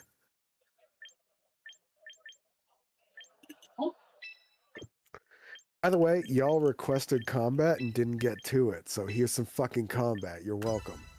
Woo! Haha. Blasted got hit. But now, you, Artie, and you, Urka, the ones who wanted to get some fighting in, are gonna have to work for that fight. I don't want to fight. It's Don't fine. I go want to over buy to- spell scroll. Oh no, you'll have time to buy spell scroll. You just walked into the shop. That's why I waited for now to I tell know. you. So Listen, it would be if more even if I efficient knew- to just buy the things and then go get him than to leave the shop. Even if I knew that he was there, I still would have gone and gotten. I just Oh, reserve fuck, the it's right to hike up the prices if the shopkeeper notices how desperate you are. Keep that shit under Does it though? wraps. He or I'm doesn't. gonna He jack the doesn't know. price. He doesn't know that. Not, I don't give a fuck. not yet. Keep that shit under wraps or he will. That's all I don't I'm give a- saying. I don't give a single fuck. Everyone take 40 XP. Sorry for that. 18. 40. No, Blast, that wasn't entirely your fault. Don't apologize. They're as much to blame as you are. None of you are blameless, but they are as much to blame as you are. Urka a 18. little less because she's still learning. Like I I said, get. I want 18. But I'm not gonna lie, I've been so forgiving so far that I'm only gonna let that stretch so far, Urka. Yeah. Things die. If your character dies for good, which they have 10 lives right now, and if they die for good, they kind of deserve it. You're just gonna have to make a new character. If no one can afford a true resurrection, then I had 11. actually, you know what? You're not wrong. You did take a spark from that Minotaur. Take a D4 for correcting me. That incentivizes you guys to argue when you see a discrepancy, so we can get to the bottom of it. I don't mind being challenged. I encourage you to challenge me. I am not infallible. All right, no. Yeah, you guys said. Who you saying no to? Is that Kitty? That figure? No, he said no challenge. Something on challenge. I'm putting my foot down. He's not gonna challenge you. We're talking about next session. Oh. He says that, but every time he's rude to an NPC, that's exactly what he's doing. And see, he started responding, and then he went silent, like, "Oh shit." I don't know He's what not anybody's wrong. talking. But I'm gonna say right now, Artie, I don't care about you challenging me. The NPCs care, and it really depends on who you challenge, whether there's consequences. I am impartial, as I can be. The only thing I'm trying to do, my bias, is what will bring the most fun. I'm trying to run the NPCs based on how their personalities rolled out and how they would react. It's why I love this random generation I do with the world and the NPC, because all these interactions are based on randomly generated factors of the world and randomly generated factors of NPCs. Okay. I like I Are we try ending to the- play them as well as I can. Yes, I thought we all figured we were ending when I gave you guys XP. Okay, sorry to rush Yeah. out. I'm gonna head out. I expedited the end because you said you had to go. Have a good night, Arnie. Yes. Have a good night. Have a good night, everybody. Right. We will start where we left off last night. Bye. Hey, That's probably what to Ben. do.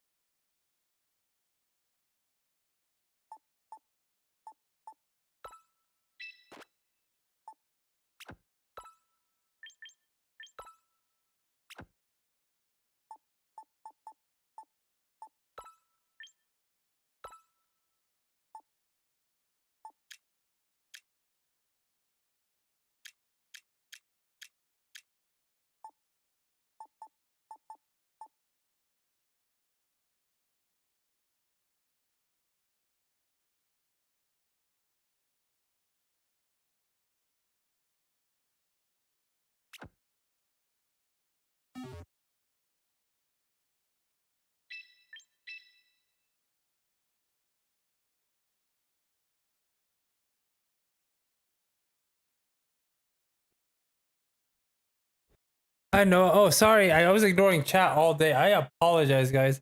One shot. Wait, you like Pokemon? Yes, I do like Pokemon. Mega Time, Fireball. Cool.